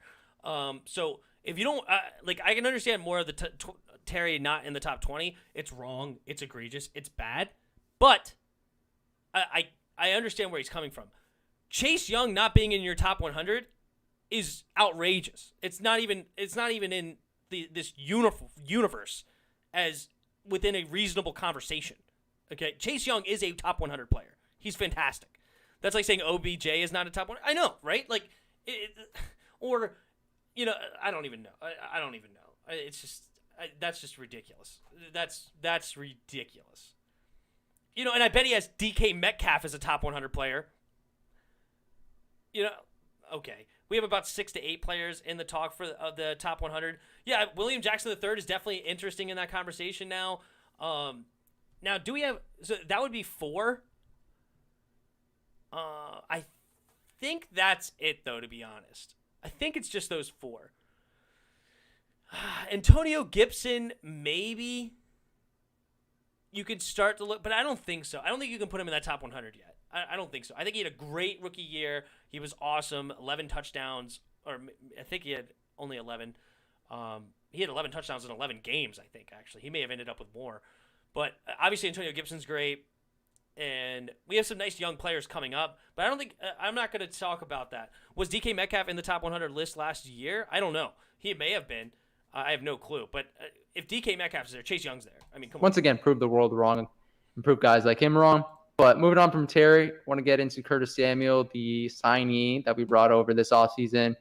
What do you believe his stat line will look like by the end of the 2021 season? All right, so Curtis Samuel's stat line. I'm going to say 924 yards. 924 yards. 8 touchdowns. 257 rushing yards with 3 rushing touchdowns. So I think he's going to end up the year with 11 touchdowns, but 3 rushing, 8 receiving, 924 yards, 257 yards rushing. That's what I'm saying. That's my guess. And am I missing anything? Catches-wise, I would say 63. 63 catches. And 30 carries. Oh, Lord, have mercy. It's kind of tricky here, right? Yeah, For no. rushing yards. Let's go with... I'm going to go with 875 on the receiving side. And I'm going to go with 200 with rushing. So 57 and away. Then I'll go combined touchdowns because it really doesn't matter. I'll go 10. He's going to say 10. Let's go 7 combined touchdowns. Okay. He's a little lower on the Man, lower on that. I said 800. I said. I mean, it's pretty close, pretty close. A little bit less close than the other ones, but I said 800 receiving yards, 150 rushing yards, so a little bit lower than what he had last year. I mean, kind of again, it's a similar offense to what he played in, just a year ago in 2019, but it's still technically a new offense than what he had last year, where he had that breakout season. So 800 receiving yards, 150 rushing yards, And then I said 6 total touchdowns, 5 receiving and a rushing. So please get out of my head, man. I'm higher on the touchdown than them. I said 11 combined. I'm just like, you can't make this. I mean, if we get close on this De'Ami Brown stat line, then I think something is up. Something is up for sure. Okay. But where do you see the guy that is on the thumbnail for a reason? Where do you see his stat line? De'Ami Brown, I think, is going to have a little bit of a slower year because of where he is. I think he's only going to have 3 touchdowns as a rookie, probably 38 catches, 3 touchdowns, and let's call it 573 yards. I think so. I'm so confused why Nati said we don't have a top 100 player. Oh, he was saying that this guy Crisco, whatever his name is, from CBS Sports, didn't put any of our players in the top 100. Nati didn't say that. He was just talking about another guy that didn't have us having a top 100 player. I'm sure Nati agrees that Chase Young's a top 100 player. What do you see his stat line being by the time the 2021 season wraps up? So what I say? I said 500. I already forgot what I said. 570 something yards. I think I said. Or I said 500 yards. Or what is that? What I said? Around 550 yards. I'll say.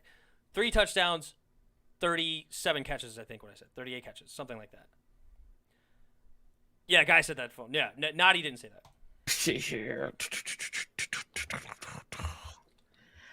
I'm going to go. Hey, what's up? So I didn't want to cut you off, Corey. Oh no, I saw Ed down there. We gotta bow. We gotta bow to Ed, man. He's doing God's work. He's trying to get Scott Brooks a house up in Maryland, I heard. So crap, Nati. This has got me. You got me good on this one. Let's go. I'm going to go 700. Ooh.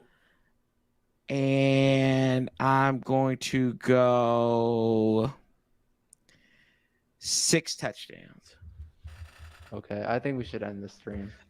I Dude, legit. I'm done with you. I think they're too high on this one. I think they're too high. I really do. And I like De'Ami Brown. I think he's going to get some good playing time, but I think they're too high. I think 700 yards and 6 touchdowns for De'Ami. I mean, they literally said Curtis Samuel is going to combine for 7. We really don't think that. We think that De'Ami Brown's going to outdo Curtis Samuel in his first year, his rookie year. I don't think so. I mean, obviously he's at 700 yards, so he didn't have him as many yards, but he had him basically the same amount of touchdowns. So I don't get it. I think that's too high. I literally put down 650 receiving yards and 6 touchdowns. Jeez. That's what I put down on my notes. This is kind of crazy. I think it's too high. Crazy. I hope they're I'm right, just obviously. Here, like thinking of off the top of my head. Oh my God. Are you? That's crazy. Oh, jeez. Great minds. I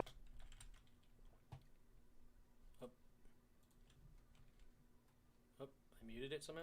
I thought we were going to diverge a little bit here because of the fact that I was sort of like hyping him up at the beginning of the stream, and then to say 650 receiving yards isn't like spectacular, but I think he's going to be very efficient. I said only like 39 catches, so I mean, I think he's going to rack up the yards. That puts him like in that high teen range, and he was averaging like 20 yards a catch at UNC. So I mean, it's right. That's actually where my mindset was too. I'm like, yeah, that's about right there, and he's probably gonna get a couple of catches because they're gonna test him to blow the top off of defenses. So yeah. Aldrick Robinson numbers in 2012. That's I wasn't too far off of them, but I like how you mentioned the specific year and didn't just say like Aldrick Robinson. I agree with you, Tim. Thank you, Madison. Appreciate it. Asad, nobody thought Justin Jefferson would outshine Adam Thielen. Look at him now. I mean, because definitely fell off after that year. Oh, but I know. Oh, I know. And look, I will. I'll pump the brakes on that. But yeah, for sure. And once again, shout out to Ed. I see everybody in the chat laughing at the Corey's comment earlier about buying helping Scott Brooks buy a home in Maryland. He is, man. Scott's gonna get that 2-year deal, and we're gonna sit in purgatory. We're gonna mediocrity of purgatory and everything. So we're gonna be like, what is this team? We don't know. We don't know what this team is. So, and you know what? Let's break off a little bit from the stat line. I was gonna ask you a little bit later towards the end of the stream. I mean, we're almost at that point, but the Wizards. Halfway through. The Washington Wizards. Oh boy, come on! I was thinking of the Stephen A. Smith video that you share on Twitter all the time. when you're talking about the Wizards, but yeah, I would gladly be wrong if De'Ami Brown goes off. I would gladly be wrong, and I like him. I think he has great talent. I think he could have a future in this league. I do, and I think he'll eventually become a true number 2. But I don't know. It depends on how much we end up using him. It really does. You know, how much are we going to rely on the first-year receiver? Because we have Terry, we have Curtis, we have Adam Humphries in the slot. We got Cam Sims still. We'll see how much playing time Cam Sims ends up with. And then, Kelvin Harmon could come back. We'll may steal some snaps there. So, Terry Mclaurin came in, and he was basically our number 1 receiver out of the gate, right? In 2019, who else was there? Right? I'm trying to think who else was even on the team, seriously. Like, who was in the conversation to be a really good receiver on our team? I feel like he was our number 1 right out the gate, right? Who was Josh Doxson still here, I guess? Or no, he left too, right? So Josh Doxson wasn't even here. There was nobody, right? It was Terry McLaurin or bust. Jordan Reed couldn't stay healthy. I don't even think he was there. Or was he even on the team then either? I don't know. But De'Ami Brown has some competition above him, honestly. And I hope that he ends up with a great year. That'd be awesome. How many yards and touchdowns did Adam Thielen have last season compared to Justin Jefferson? Justin Jefferson had 1,300 yards for the year.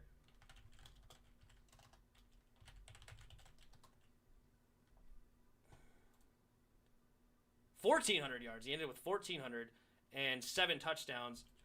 Adam Thielen had more touchdowns than that, though. But he didn't have as many yards.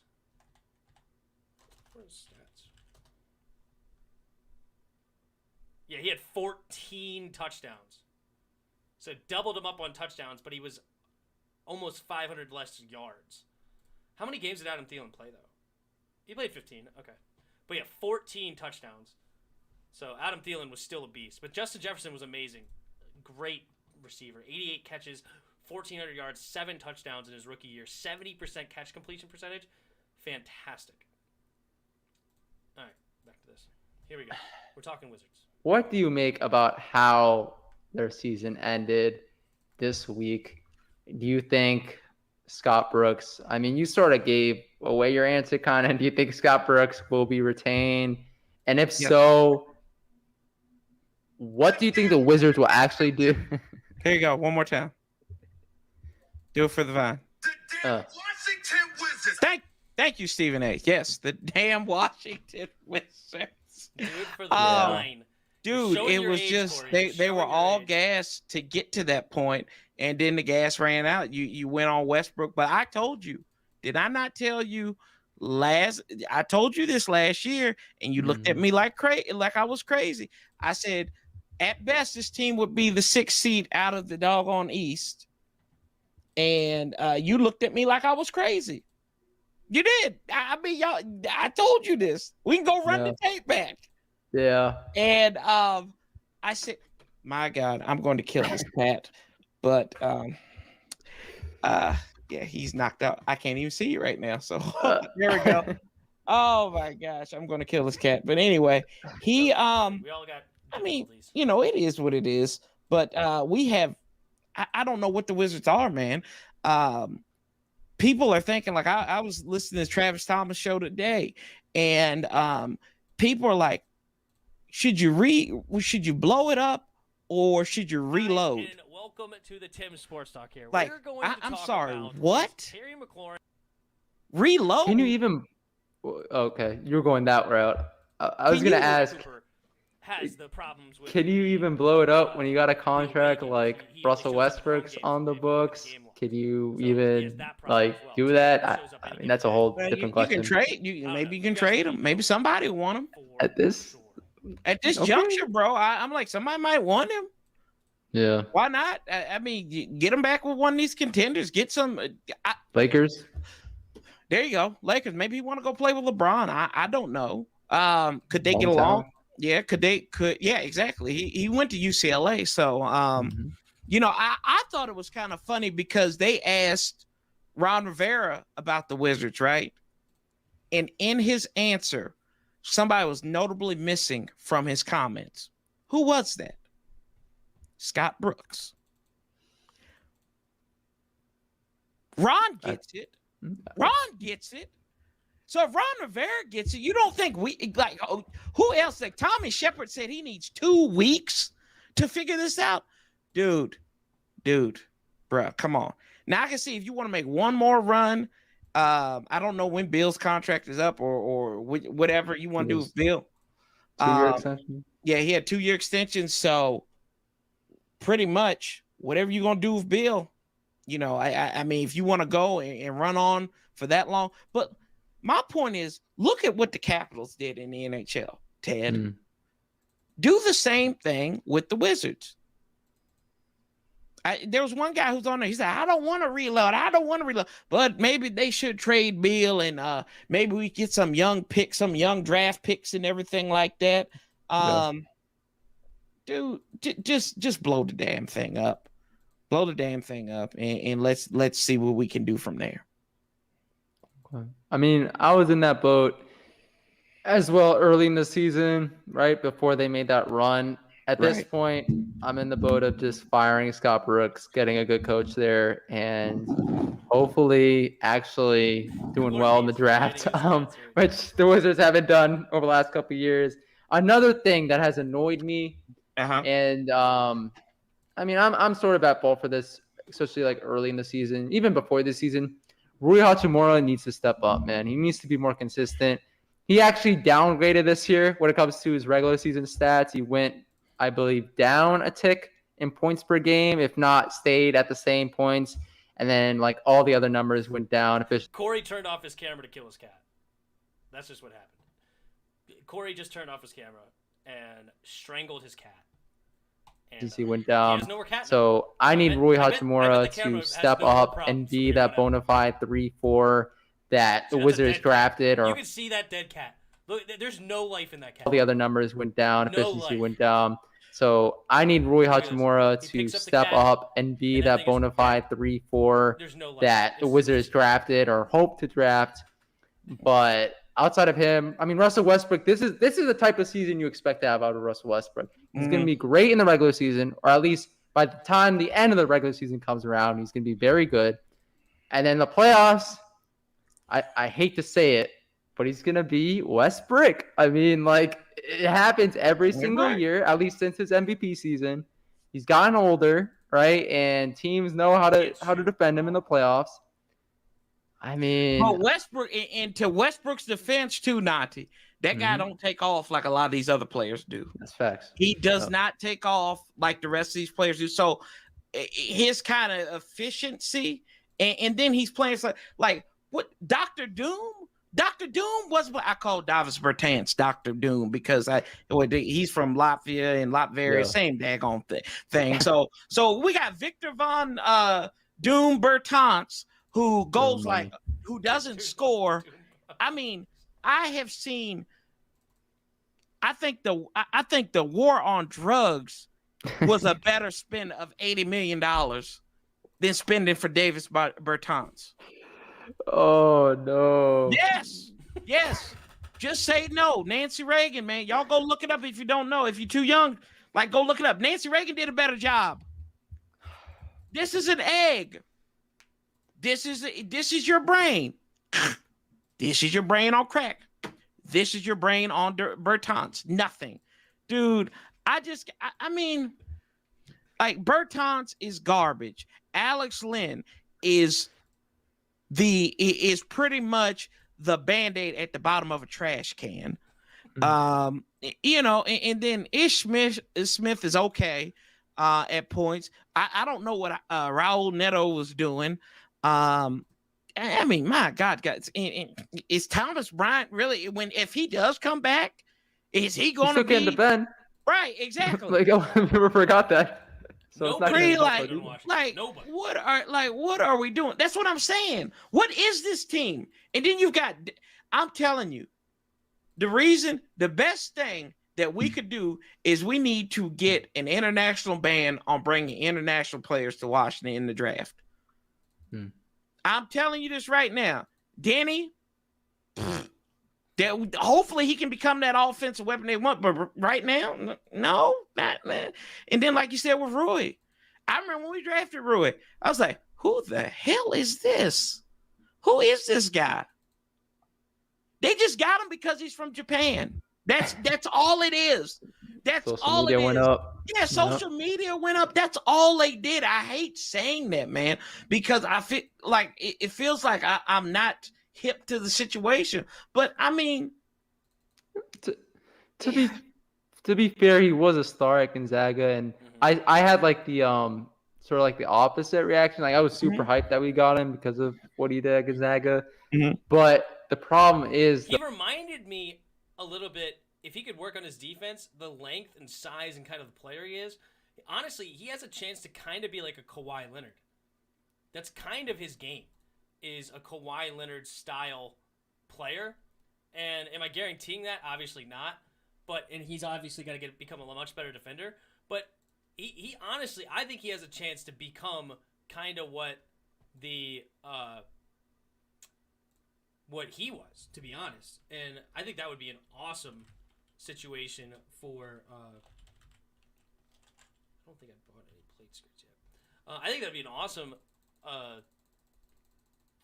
so I think it's like a lot of people at this point, I hate to say this as well, at this point I feel like Wizards fans are starting, not you of course, and not like most of the people who are making content about the Wizards, but like in terms of fans themselves are starting to overhype or at least overrate Rui Hachimura. Because either that's the case or Scott Brooks is such a bad coach that he's been using him wrong like so much. Because we saw in the playoffs, right? He had a couple good games. I believe he had a 20-point game in this series. And there was a post, I don't know if it was the Wizards or it's like a DC sports media page that posted it, where they're like, oh, the Wizards' big three did well tonight.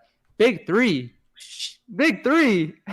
Come on now. What big three? We got a backcourt and we have like some okay players, and then everything else is trash. Like, I mean, that's the Wizards right now, if we're gonna be honest. So that guy, look, the most defense that I've seen at Capital One Arena at a basketball game is when that fan got tackled. Yes. That's the most defense I've seen by anybody representing the Washington Wizards organization. And there's no lie. There's no lie right there. That is scary. Ron Rivera was impressed. Right, Ron Rivera might hire this guy, but like... That's what I said. I said the same thing during the game. I said, hey, you want to play linebacker? You want to play linebacker there, bro? They talk about what they need to play defense. Scott Brooks don't know how to do. That's what they should have done. They shouldn't have poured their popcorn on Westbrook. They should have poured it on Scott Brooks with all the hot butter, because that may have lit a fire up in him to actually start coaching. I mean, this like it's, bro. Scott Brooks, he's got to get out of here. They're gonna ride. They are gonna ride in Chinatown. If this guy's there, and it's not right for this area because it's a basketball area. Yeah, it's a professional football area and a basketball area. We just lucked into having a good hockey team and a good baseball team. I mean, we couldn't keep baseball for twice. Yeah, not good right now, but I don't want to say, hey, keep that over the last 10 years. Yeah, keep hope alive with that poster in the background too, brother. But that's just like that is the Wizards just can't get right. And they're happy to be there. That's the thing. I'm not happy to be in the party. I want to progress in the party. Our biggest moment in the last 6 years or something was a Game 6 victory against the Celtics at home when you thought we had won the damn series, Nati. Come on now, bro. Yeah. Don't get me preaching on. Don't get me preaching on Scott Brooks, man. Don't do it. I mean, I can go a long way with you on there. Yeah. No, I think we're all in the same boat. He should be fired, and to not take this long for the Wizards to pull the plug. But Greg Lightbody, thank you for joining. What do you think about John Bates? I think Corey mentioned his thoughts on John Bates. I don't know if you want to recap a little bit here, but high on him. Yeah, I'm high on him. I think his ceiling is George Kittle. You look at he was a track athlete, state track champion. I think he played championship football in high school too. So I like this kid. Granted, it was in Oregon, but they probably got some fast kids out there in Oregon somewhere. Just don't be from Portland. I think that I think John Bates is going to be a good blocking tight end, and he's going to be a surprise in the red zone. Okay. Let's take Denny and Roy. I don't know, high-end role players. I mean, Roy, I believe so, but Denny, I mean, we need to see more out of him. Like, I don't think he really showed. I mean, obviously he had that injury, but I don't think he showed too much this year to like solidify his spot as like a high-end role player. I don't know if you have thoughts on that, since we're still on the Wizards whole thing. Apparently they didn't do much. They didn't do much. So what up, Project? Danny was hurt when we needed him the most, pretty much, and down the stretch. So, they still got it done. So I don't know. We'll see how he develops and everything like that. But we always bust with these foreign players. I don't know what it is. To that point, it's Jan Vesely. That's a scouting problem. That is a scouting problem. You need to fix that, whether you're getting your scouts or somebody. And Tommy Shepard, who did Tommy Shepard work for? Cronville. Ernie. Yep. He was Ernie's Bert. That's pretty much what it is, or vice versa.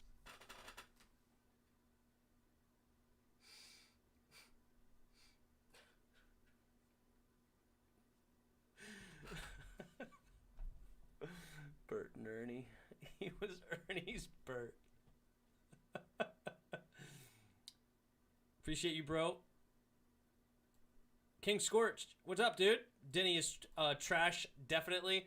Yeah, we'll see. And he didn't have a good start. That's ain't nothing gonna change. Ain't nothing gonna change. Nothing will change.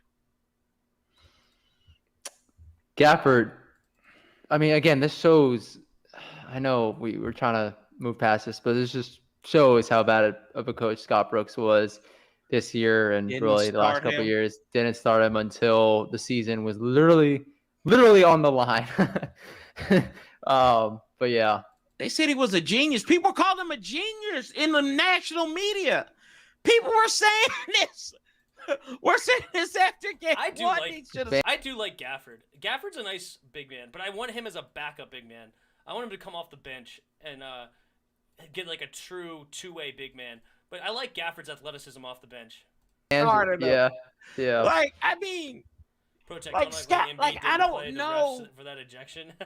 Like, you can't credit Scott with all that. I mean, yeah. Nati and Corey aren't here. I'm watching their video.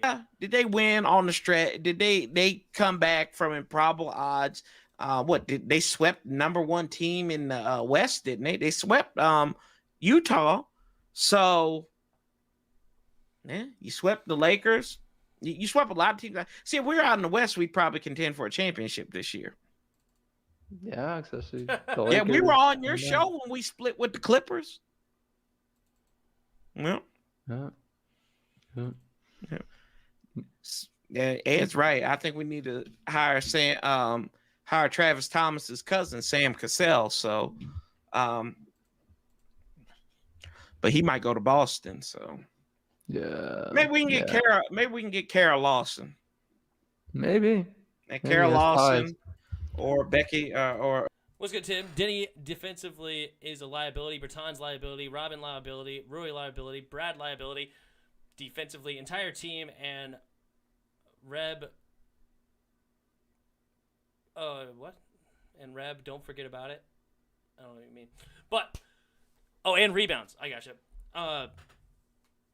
And forget about it. I gotcha. No, please no Castle. I don't know much about Castle. I have no clue. But defensively, we're a whole problem. The whole team is a problem on defense. I agree. We are a big problem on defense. It sucks. But I don't know. I feel like if we got a legit big man, like a rim protecting big man, like maybe a Karl Anthony Towns or something crazy like that, I think this team could compete in the East to try to get to the Eastern Conference Finals. I don't think they would have enough to beat the Nets by any stretch. But if they were able to get a legitimate big man, that would be interesting. Now, right, that's on Tommy. Tommy Shepard, I guess we're talking about. I hope we hire a new coach. I don't think we're going to hire a new coach. Everybody that follows the Wizards closely seems to think that Scott Brooks is or Becky Hammond. Mark Jackson. Ain't nobody going for Mark Jackson. Ain't blackballed that man, so. Oh my, that's a whole other story. That's a whole. Why did he get blackballed? I don't know why. I liked him. He was the Warriors head coach. Mark Jackson would be interesting. I wouldn't mind that. We had 3 of them. JaVale, Dwight. JaVale sucks. JaVale McGee was terrible. He was a goober.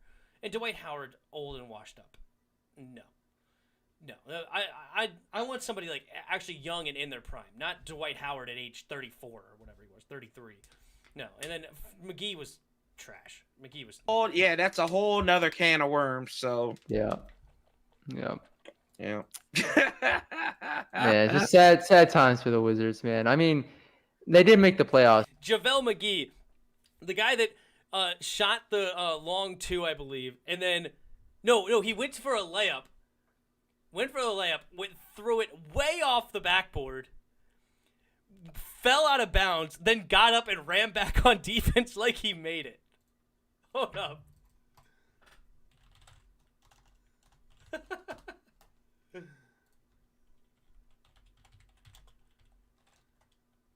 Shacked and a fool. Here, I think this is it. I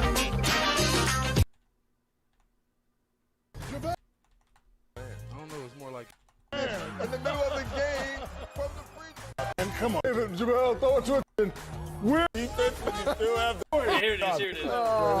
Save it, JaVale, throw it to a teammate. Create a fast. Watch this. And I asked the question, where the hell are you going? You're in here. JaVale, throw it to a teammate. Where the hell are you going? Watch this. And I asked the question, where the hell are you going? You're in here. Who was the coach then? Point is, he didn't have coaching. Who was our coach then? Our coach was...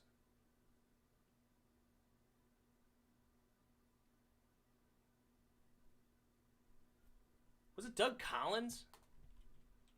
When was Doug Collins our coach?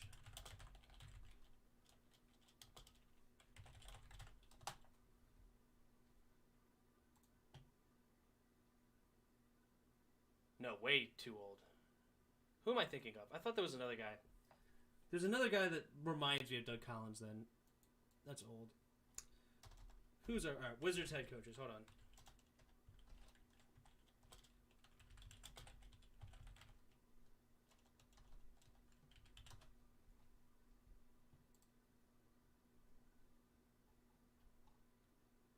Randy Whitman was our head coach for a little bit. Scott Brooks has been here since 2016. That's right. He was here before KD went to the Warriors. I don't even remember Flip Saunders or this guy. Oh, yeah, Eddie Jordan. I remember Eddie Jordan. And Doug Collins. Randy Whitman. That's who it was. Enough said. So we can't forget that they did make the playoffs. They were 17-6 end the season, like Ed said. So they aren't the worst team in the NBA. They aren't the best. They're sort of middle of the pack at this point. But we've either been terrible or middle of the pack for so long, and it's. Welcome to the NBA. Welcome to the NBA. If you don't get stars to come to your team, you ain't winning jack squat, okay? Warriors, they did great. They drafted really well, but then they won a couple more by going ahead and getting Kevin Durant, right? And they also added Andre Iguodala, who wasn't really a big star then, but he was great. So, Warriors are probably going to be one of the last teams that do great as a team that didn't add a superstar out of nowhere, right? Miami had Jimmy Butler. Of course, LeBron goes to where LeBron goes. You got Kawhi Leonard going to the Raptors. They won. Then he went to the Clippers, and they were much better, blah, blah, blah. You got wherever LeBron goes, he basically goes to the championship. Who else is there? Spurs obviously were one of the few, but that were homegrown. But it's just a different league. Like, LeBron made it a different league. LeBron made it so that people combine. Not that he created super teams, but he gave it the next level to the players deciding where they're going to go play. That's what he did. That's what I'm talking about. Obviously, there's been quote-unquote super teams, right? Because there was Ray Allen, Kevin Garnett, and Paul Pierce. They combined in the Celtics. Shaq went to the Lakers to combine with Kobe. But, it was much more now after LeBron did it to go to the Heat, and it was so open that him and Dwayne Wade were talking, it turned the whole thing into a different thing of where the players are going to decide where they're going to play. And these top players are only getting 2-year deals because they want to be able to get another big deal and go wherever they want to in the next 2 years. So that's what it matters. Only 2 of the players you mentioned are elite. I mean, Kawhi, LeBron, those 2 are the main ones that have moved around. I mean, Jimmy, I guess, is not elite, but he was a star. He was an all-star that went to Miami to get them in there, right? And who else did I even mention? Because I didn't mention that many. Because it really was them. Oh, and KD. I mentioned KD. Kawhi is elite. Come on. Kawhi's elite, LeBron's elite, and KD's elite. And I only mentioned the other one was Jimmy Butler, and got him to the finals, being the Heat. The Heat has drafted a nice team, but then they added Jimmy, and then they added Victor Oladipo this year, so they added a couple of stars. So it is what it is. I agree. Jimmy's not elite. I agree. I never said Jimmy was elite, but he's an all-star. He's a great player. It's time for a change, man. It really is. For all the good people out there who are Wizards fans, for all the people like you and Ed who make content about the Wizards, everybody makes content about the Wizards. I just want this whole community to rally around this Wizards team once again, and for this Wizards team to not let us down. And I'm just literally waiting for that time to happen. And I mean, I might be waiting until I get gray hairs. I really don't know at this point, but I've already got them, brother. So this is why I don't talk about the Wizards on my channel that much, because it's just going to be a crap show all the time. Because it's the NBA. Oh my gosh, they're so disappointing, and I honestly see why in DC there are so many people who are not fans. Victor Oladipo went. Victor Oladipo is another really good player. So this team. Yeah. Because they can't get right. They cannot get right for the life of them. And, when we think we're good, so. Yeah. I don't even think this was mentioned on the channel, the whole Jay-Z thing. Are you oh no. What are your thoughts on this? No, absolutely not. No. Oh, no. He's buddies with Jerry Jones. So I don't really think, and I take Beyonce. A halftime show from Beyonce. But I don't know. I'm just not a. I don't know. I can't. Could you imagine? But Dan Snyder being in Rocker wearing those Tims too at the same time. Lord have mercy, dude. That'd be a funny sight. He'd had the one jumper like in the Louis Vuitton logos and everything. And you see he had them. He have the untied Tims and everything. Probably had some dark shades. Listening to Bonnie and Clyde, and he brushing his shoulders off every time. Like the time when they tried, it's like do the dab, and he's just like, that'll be Dan, man. So yeah, I don't know. I know Jay-Z's trying to jump into the NFL pool, but it just seems like Jay-Z jumps into things, and I'm like, where's the love? You jump into the Brooklyn Nets, which I think he was the key call that got the Nets to Brooklyn. But Talk about it. Yeah. And then he's like, deuces. Okay, but don't you think because of the fact that he brought so much attention in Brooklyn and the Nets, and I believe he even helped with the whole jersey change up and like everything really about instilling culture with the Brooklyn Nets. Don't you think that ultimately helped them attract players like a Kevin Durant, like a Kyrie Irving, Well, the reason it attracted him is because they were going to New York. I don't think it necessarily the jersey changes and stuff like that attracted him. I think it's going to New York is what attracted him. So I think the only reason that people are interested to going to the Nets is because it's New York. All these guys who wanted to join the Nets and stuff, I feel like a lot of people are selling him short for his impact on the Nets. I promise you, I wasn't talking about the Nets before Jay-Z got involved with that organization. And I know a lot of people out there who weren't. And obviously now everybody's talking about them because they are legit. They're the favorites right now. But even before that, to attract guys like those, I think we're selling him short when it comes to his impact on that team. Yeah, that's his hometown, right? That's his hometown. So I think that's something a little bit different. So he has a vested interest in that. But then when Vladimir Putin's cousin was owning the team, and then they just he hopped off from there. I don't know if it would be the same thing in DC. That's the only thing. Now, I do like Jay-Z's middle name. He's got one of the best middle names I've ever heard, and it spells it correctly too. So, but it may be on the screen right now for all I know. But I don't know, man. I just think he's an agent too. Doesn't he have? Nets went to the finals. He did rebrand them. You remember back when Jason Kidd was there, and they were still in New Jersey? Who was on that team with Kidd?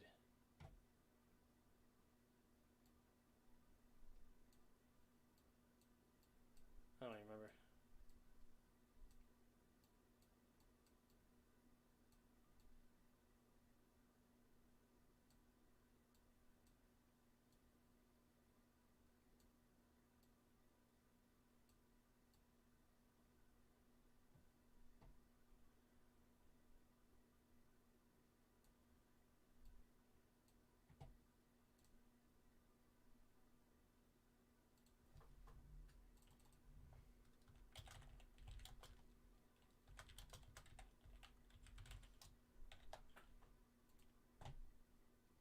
Still, I think so, yeah. Yeah, and then he's gonna put that partial ownership in there.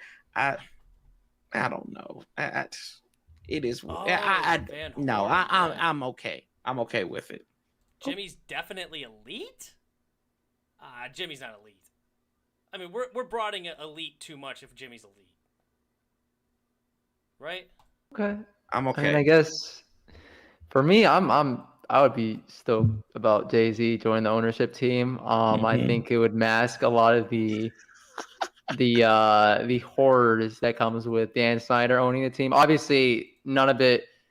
We can't have all those horrors, all the terrible times when it comes to ownership going away until Dan Snyder sells the team. But I think Jay-Z being here, I'm of the mindset that everything Jay-Z touches turns to gold, and I think I think ultimately, obviously, we already have the established culture here in DC with Ron Rivera. No, just I think adding in Jay-Z with the ownership group will attract a lot of new fans and will make this organization maybe even a tad bit better, which I think is all you can ask for at this point.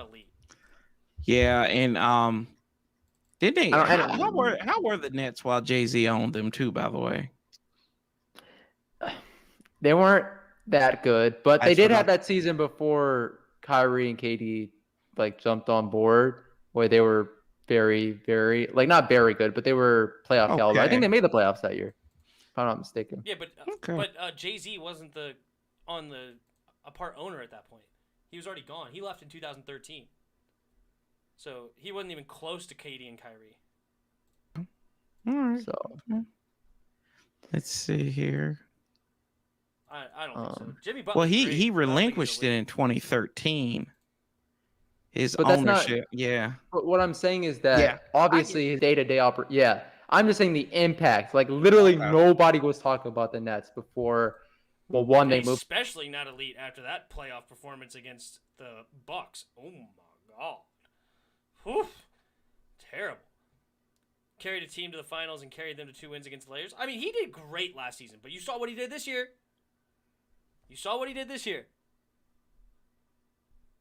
Moved to Brooklyn, but also to Jay-Z and his impact and instilling that culture, that black and white jersey, I don't know, it was the whole aura around the Brooklyn Nets that I believe Jay-Z started. Right, I got you. But, I do want to get back to a couple more questions before. Okay, so time is running out, but I want to get to a couple more things and then we can wrap up. First, very quickly, and this might not be too quick, but your stat line for Antonio Gibson, and this is probably the trickiest out of all the guys that we discussed. 1,100, 12 touchdowns. I'll go. Let's go. Also, 1050 on the rushing. 320 yards. And then let's go 550 receiving. And total touchdowns? Let's go with 13. Oh. Okay. It's combined. Yeah, that's combined. Yeah. So. Yeah. No, I'm making that face because I said 12 total touchdowns, 9 rushing, 3 receiving. Okay. I said just a tick below 1,000 rushing yards. I said 995 rushing yards. Okay. So pretty close.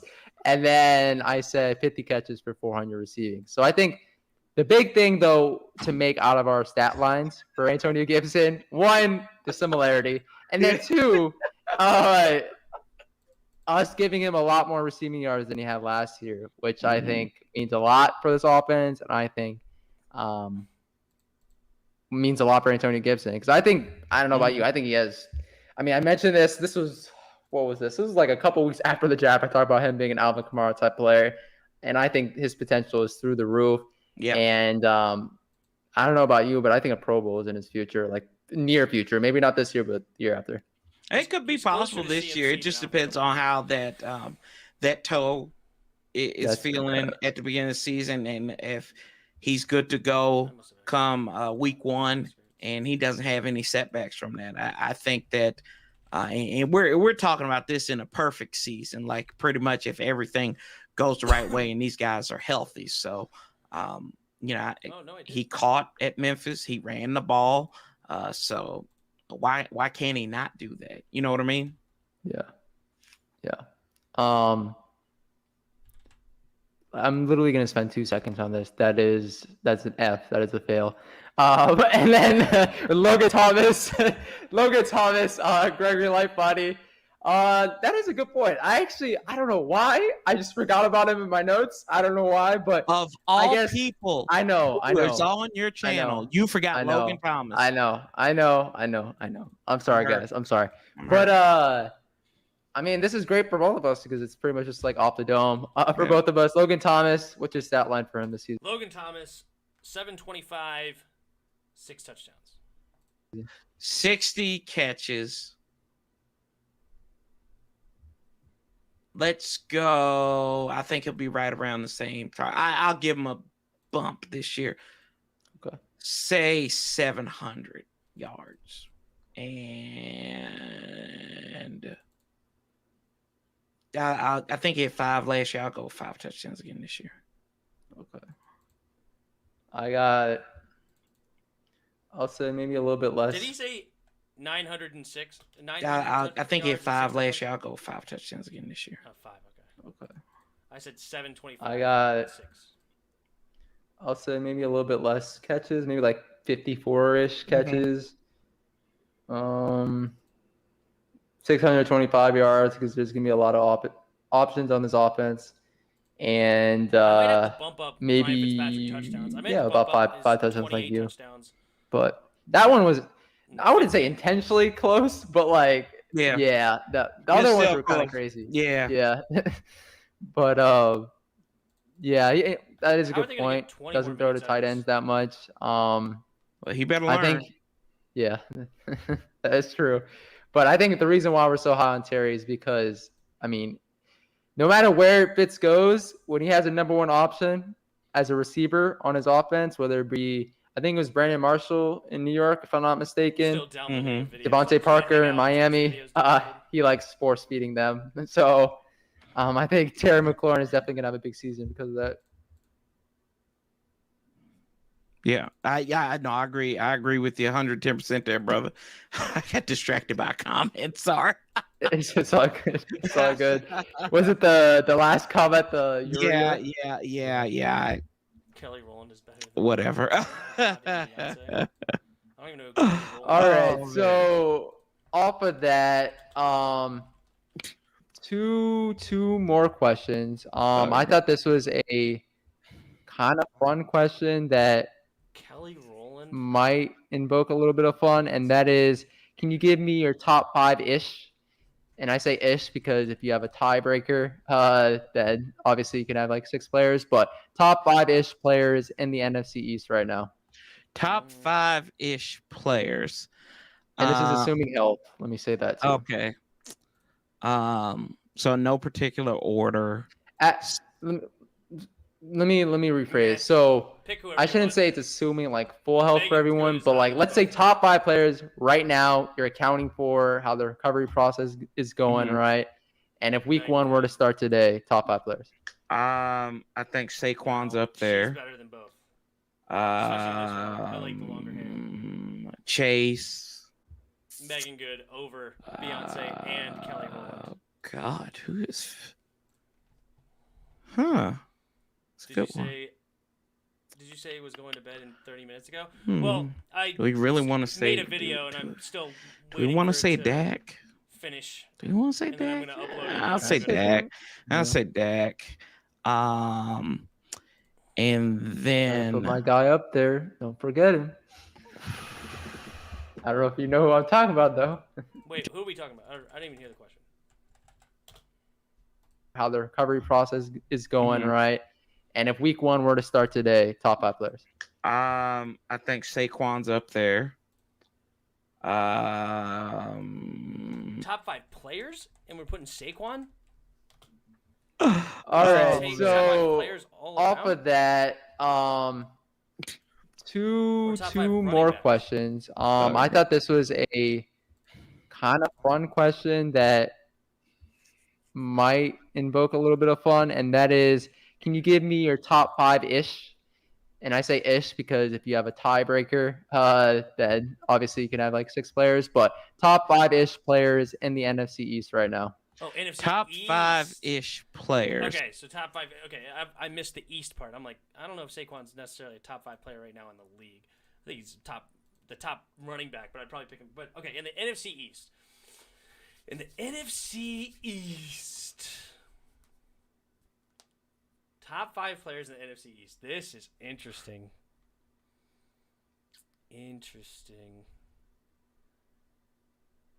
I agree with Saquon. I'll take that one. Terry Chase.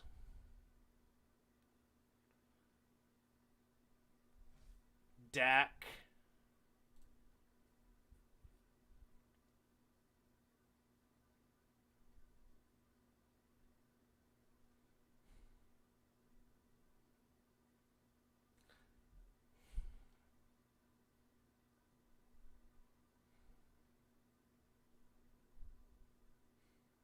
And I'll give the Eagles one. I'll give Fletcher Cox.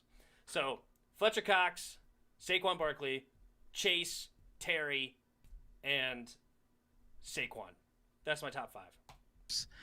And this is assuming health. Let me say that too. Okay. So no particular order. Let me rephrase. So I shouldn't say it's assuming like full health for everyone, but like let's say top 5 players right now. You're accounting for how the recovery process is going, right? And if week 1 were to start today, top 5 players. I think Saquon's up there. Chase.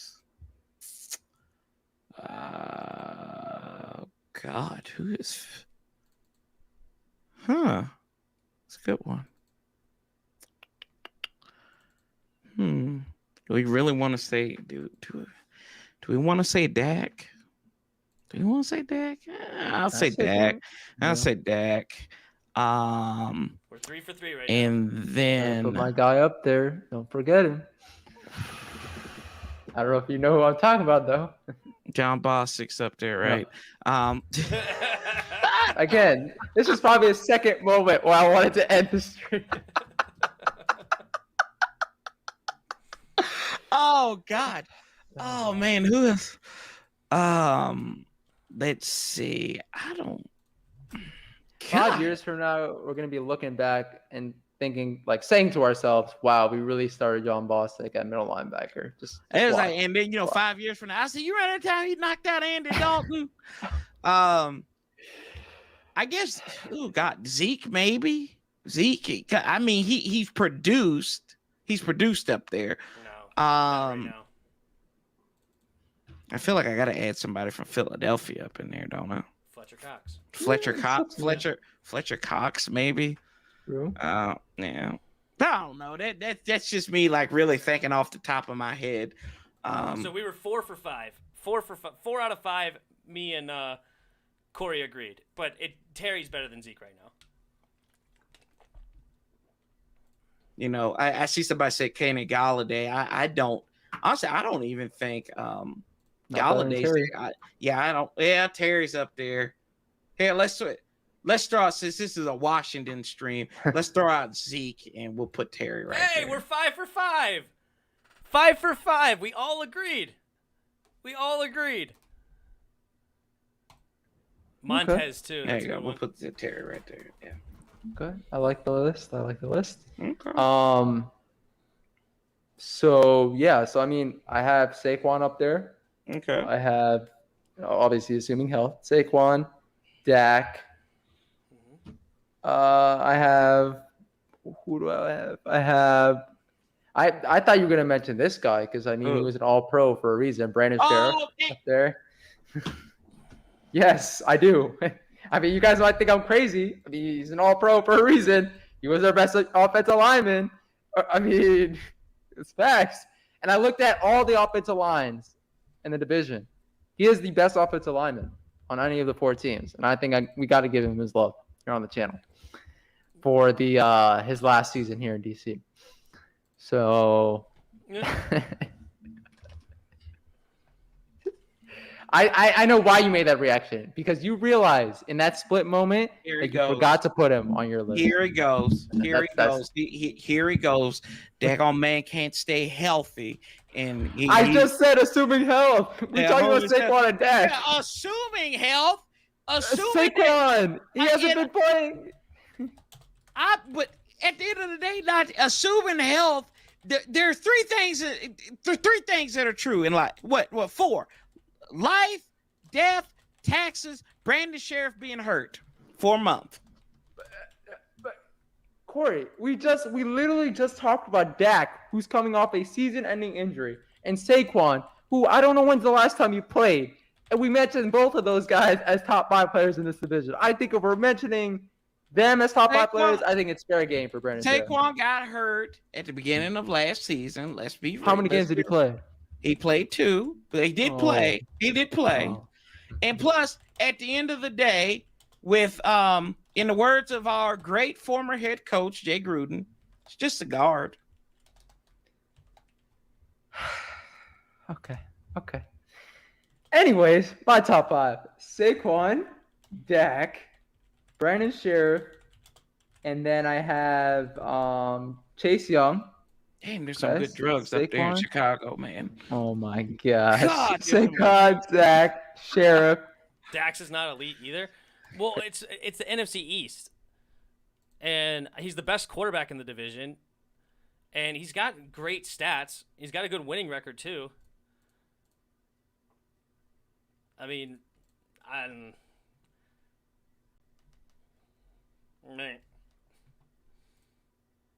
they were talking about him as a top 5 quarterback in the league before he got hurt. Who is what dude? Which one? I don't even know. Forgot I have to make a thumbnail. Crap.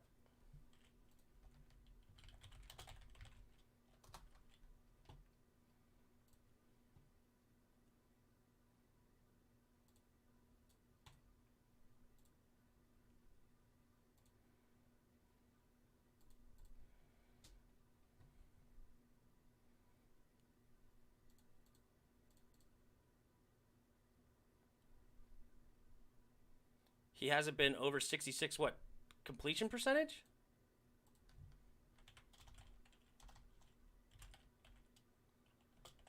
Can't win the big game. Nobody in the division can win a big game. What do you mean? 65% what? I don't even know what 65% is. He's been over 65% almost every year he's played as far as completion percentage. I'm not sure what you're referring to. He's got good touchdown to interception ratio. Every single year is over 2-1, except for one is sophomore year. He has a 13-3 year his rookie year, 10-6 his in 2018. He had 4,900 yards, 30 touchdowns, 11 interceptions the year before. I know it was an 8-8 season, but their defense was garbage. Plus all the rushing yards he gets. I mean, if you look at his rushing yards, I don't know. Dak is going to be average at best with the makeshift. I mean, we'll see. Brandon Schaefer underperforms in Madden, just letting you know, Tim. Oh, interesting. Interesting. That sucks because he's good. I don't think they should. I don't think they should have done him like that because he should be up in that conversation.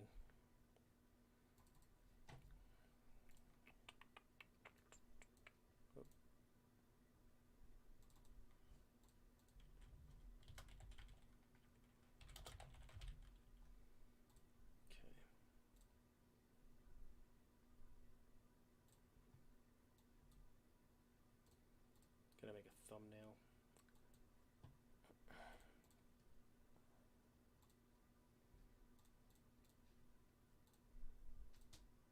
Oof. Da, da, da, da, da, da.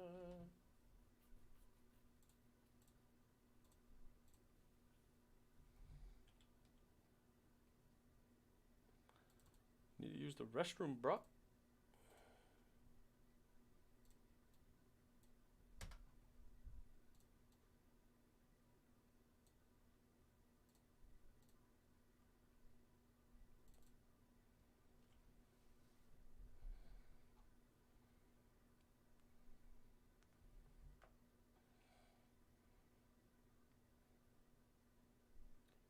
Do I have a Terry Mclaurin in here?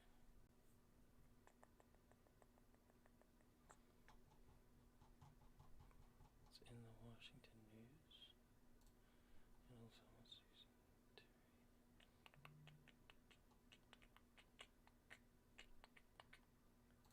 No, gotta make a new one. Gosh darn it. Okay, so I had Saquon, Dak, Sheriff. I even put them in order. So Saquon, not in this order, but Saquon, Dak, and Sheriff were like my top 3. Then I put Terry at 4, and then I had a tie between Chase and James Bradbury. Oh, okay. No, James Bradbury. No Philadelphia After that season Eagles. that he had, I had to. No Philadelphia Eagles. Okay, all right. Fletcher Die Cox is a Eagles, beast. die. Well, not according to Ryan Kerrigan. I like I said this before. I didn't know they were remaking Get Out.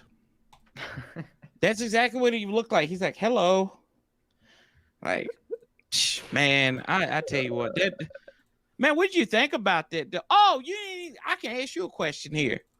So what about my boy being gone? The best lineman from last year, from the Washington football team, number 76, Mr. Versatility, Mr. Consistency, the ray of health, Morgan Moses, man. Yeah. Show him some respect, please. I talked about this. I don't know if it was the last. I talked about this on the stream after the move was made.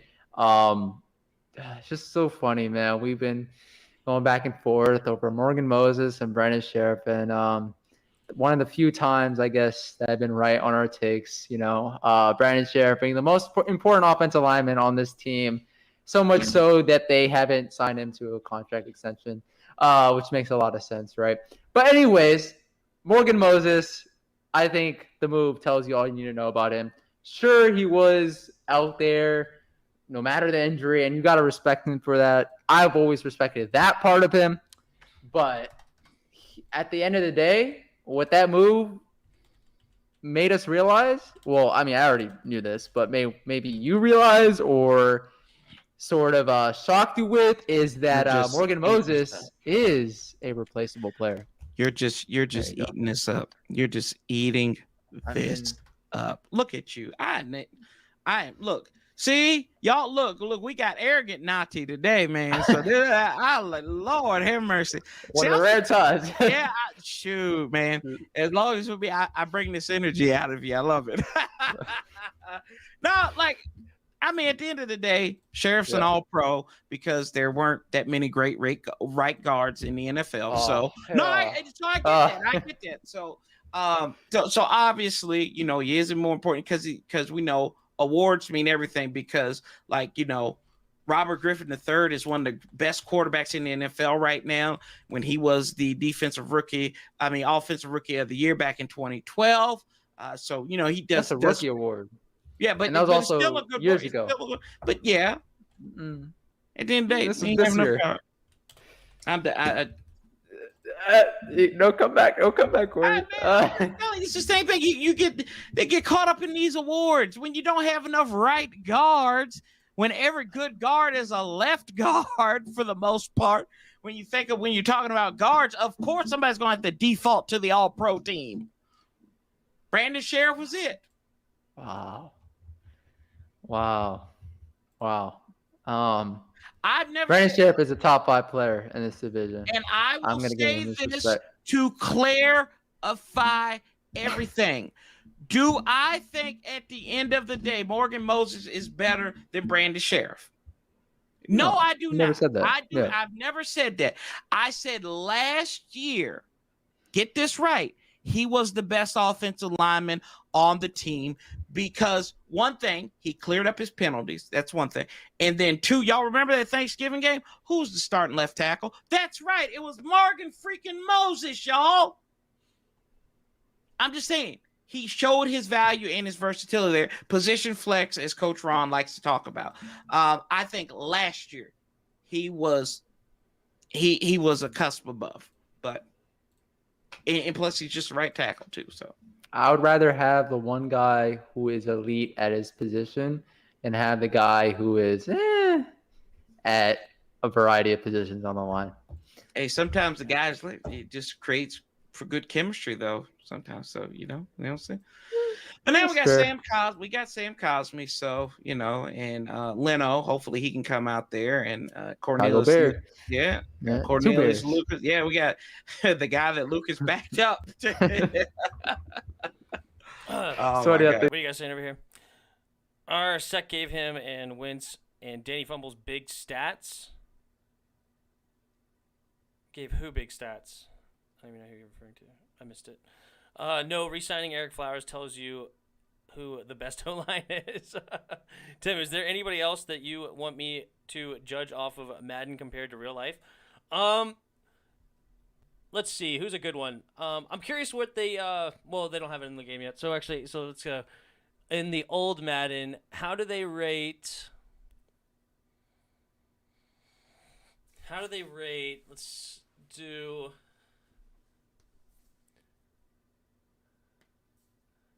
What's a good one? How do they rate Antonio Gibson compared to real life? Antonio Gibson, and then let's do Logan Thomas, and then one on the defense. Let's give the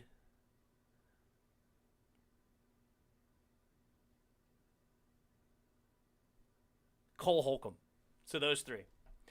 Dax, our secondary gave him and Wins and Danny Fumbles big stats. Yeah, a couple years ago. I feel that for sure. I can always see current players. Yeah, sorry, current players. Those guys. All three of those guys were on the team last year.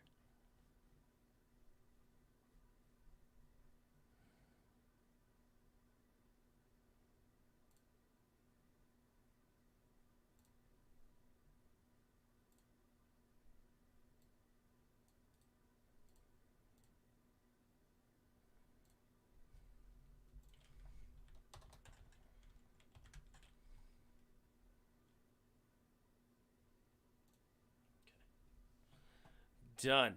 All right, so that video is uploaded and ready to go for tomorrow. Hey, I like what Gunnar said though. Best ability is availability. Whose speed was faster? That's true. Chase or That's true. Montez? But sometimes Montez is much faster. Elite talent overtakes. Chase Young. I don't even think Chase Young ran the 40-yard dash. But Montez holds the record for fastest defensive end time ever. Oh, he did. Is this real? Oh my God, he ran a 4.94. Terrible. But who cares about a 49-yard or 40-yard dash for a defensive lineman? It's all about your explosiveness and your like 3-cone drill and stuff. I don't understand where they're getting these from, but so he ran 4.94 coming out of high school, class of 2017. But he's slow. No, he's not a 4.94. That was the last time he ran the 40 in high school. So, he's faster than that. I'll definitely go back and look. Okay, sweet. Thank you. That 4.94 was in high school, not soon. Not this year or anything like that.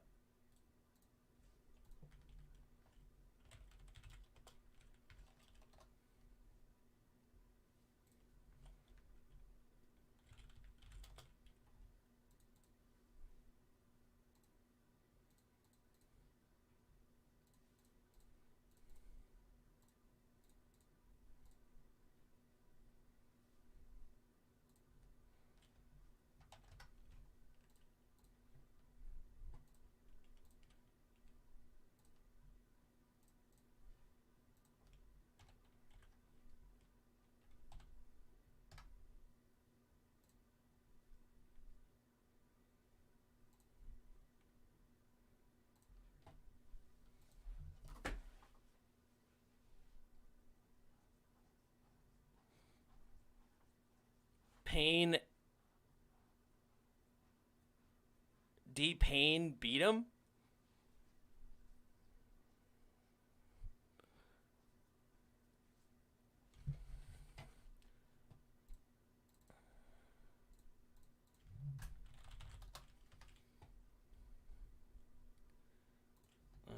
Chase Young fumble recovery. Mullins in a 2-minute drill. Wentz is picked up, and Mullins fumbles the football. Washington has it back. Chase Young, they're chasing him down the sideline. And Chase Young has a Washington. They're chasing him down the sideline. And Chase Young, they're chasing him down the sideline. And Chase Young has Young, they're chasing him down the football. Washington has it back. Chase Young, they're chasing him down the sideline. And Chase Young has a Wasn't very fast, I'll tell you that. Watch Payne, Trent, Montez all outrun Chase. I don't know who. Oh, Trent Williams. I forgot Trent Williams is on this team. Mullins fumbles the football. Washington has it back. Chase Young, they're chasing him down the sideline. And Chase Young has a Trent Williams is pretty fast though. But that's fine. Chase doesn't need to be super fast. There's no need for him to be super fast. He wasn't really fast. You're right, but it's the explosion and the quick twitch that gets him there. So, anyway, all right. Well, I posted the video and it'll come out tomorrow at noon. So make sure you guys go over there and watch it and hit that like button for me. Appreciate it. Definitely helps out everything, especially as soon as it comes out. It helps get it into the algorithm, and then things work out better that way. So that helps. But that was a fun stream tonight. It was a lot of fun. Thanks to everybody for hanging out, for being here, and I will be back tomorrow night. Tomorrow night is Wednesday night. We're not doing the Chris and Tim podcast. Chris is doing a class for this last week and now this week, so we'll be back tomorrow. And yeah, I think we're good. And until next time.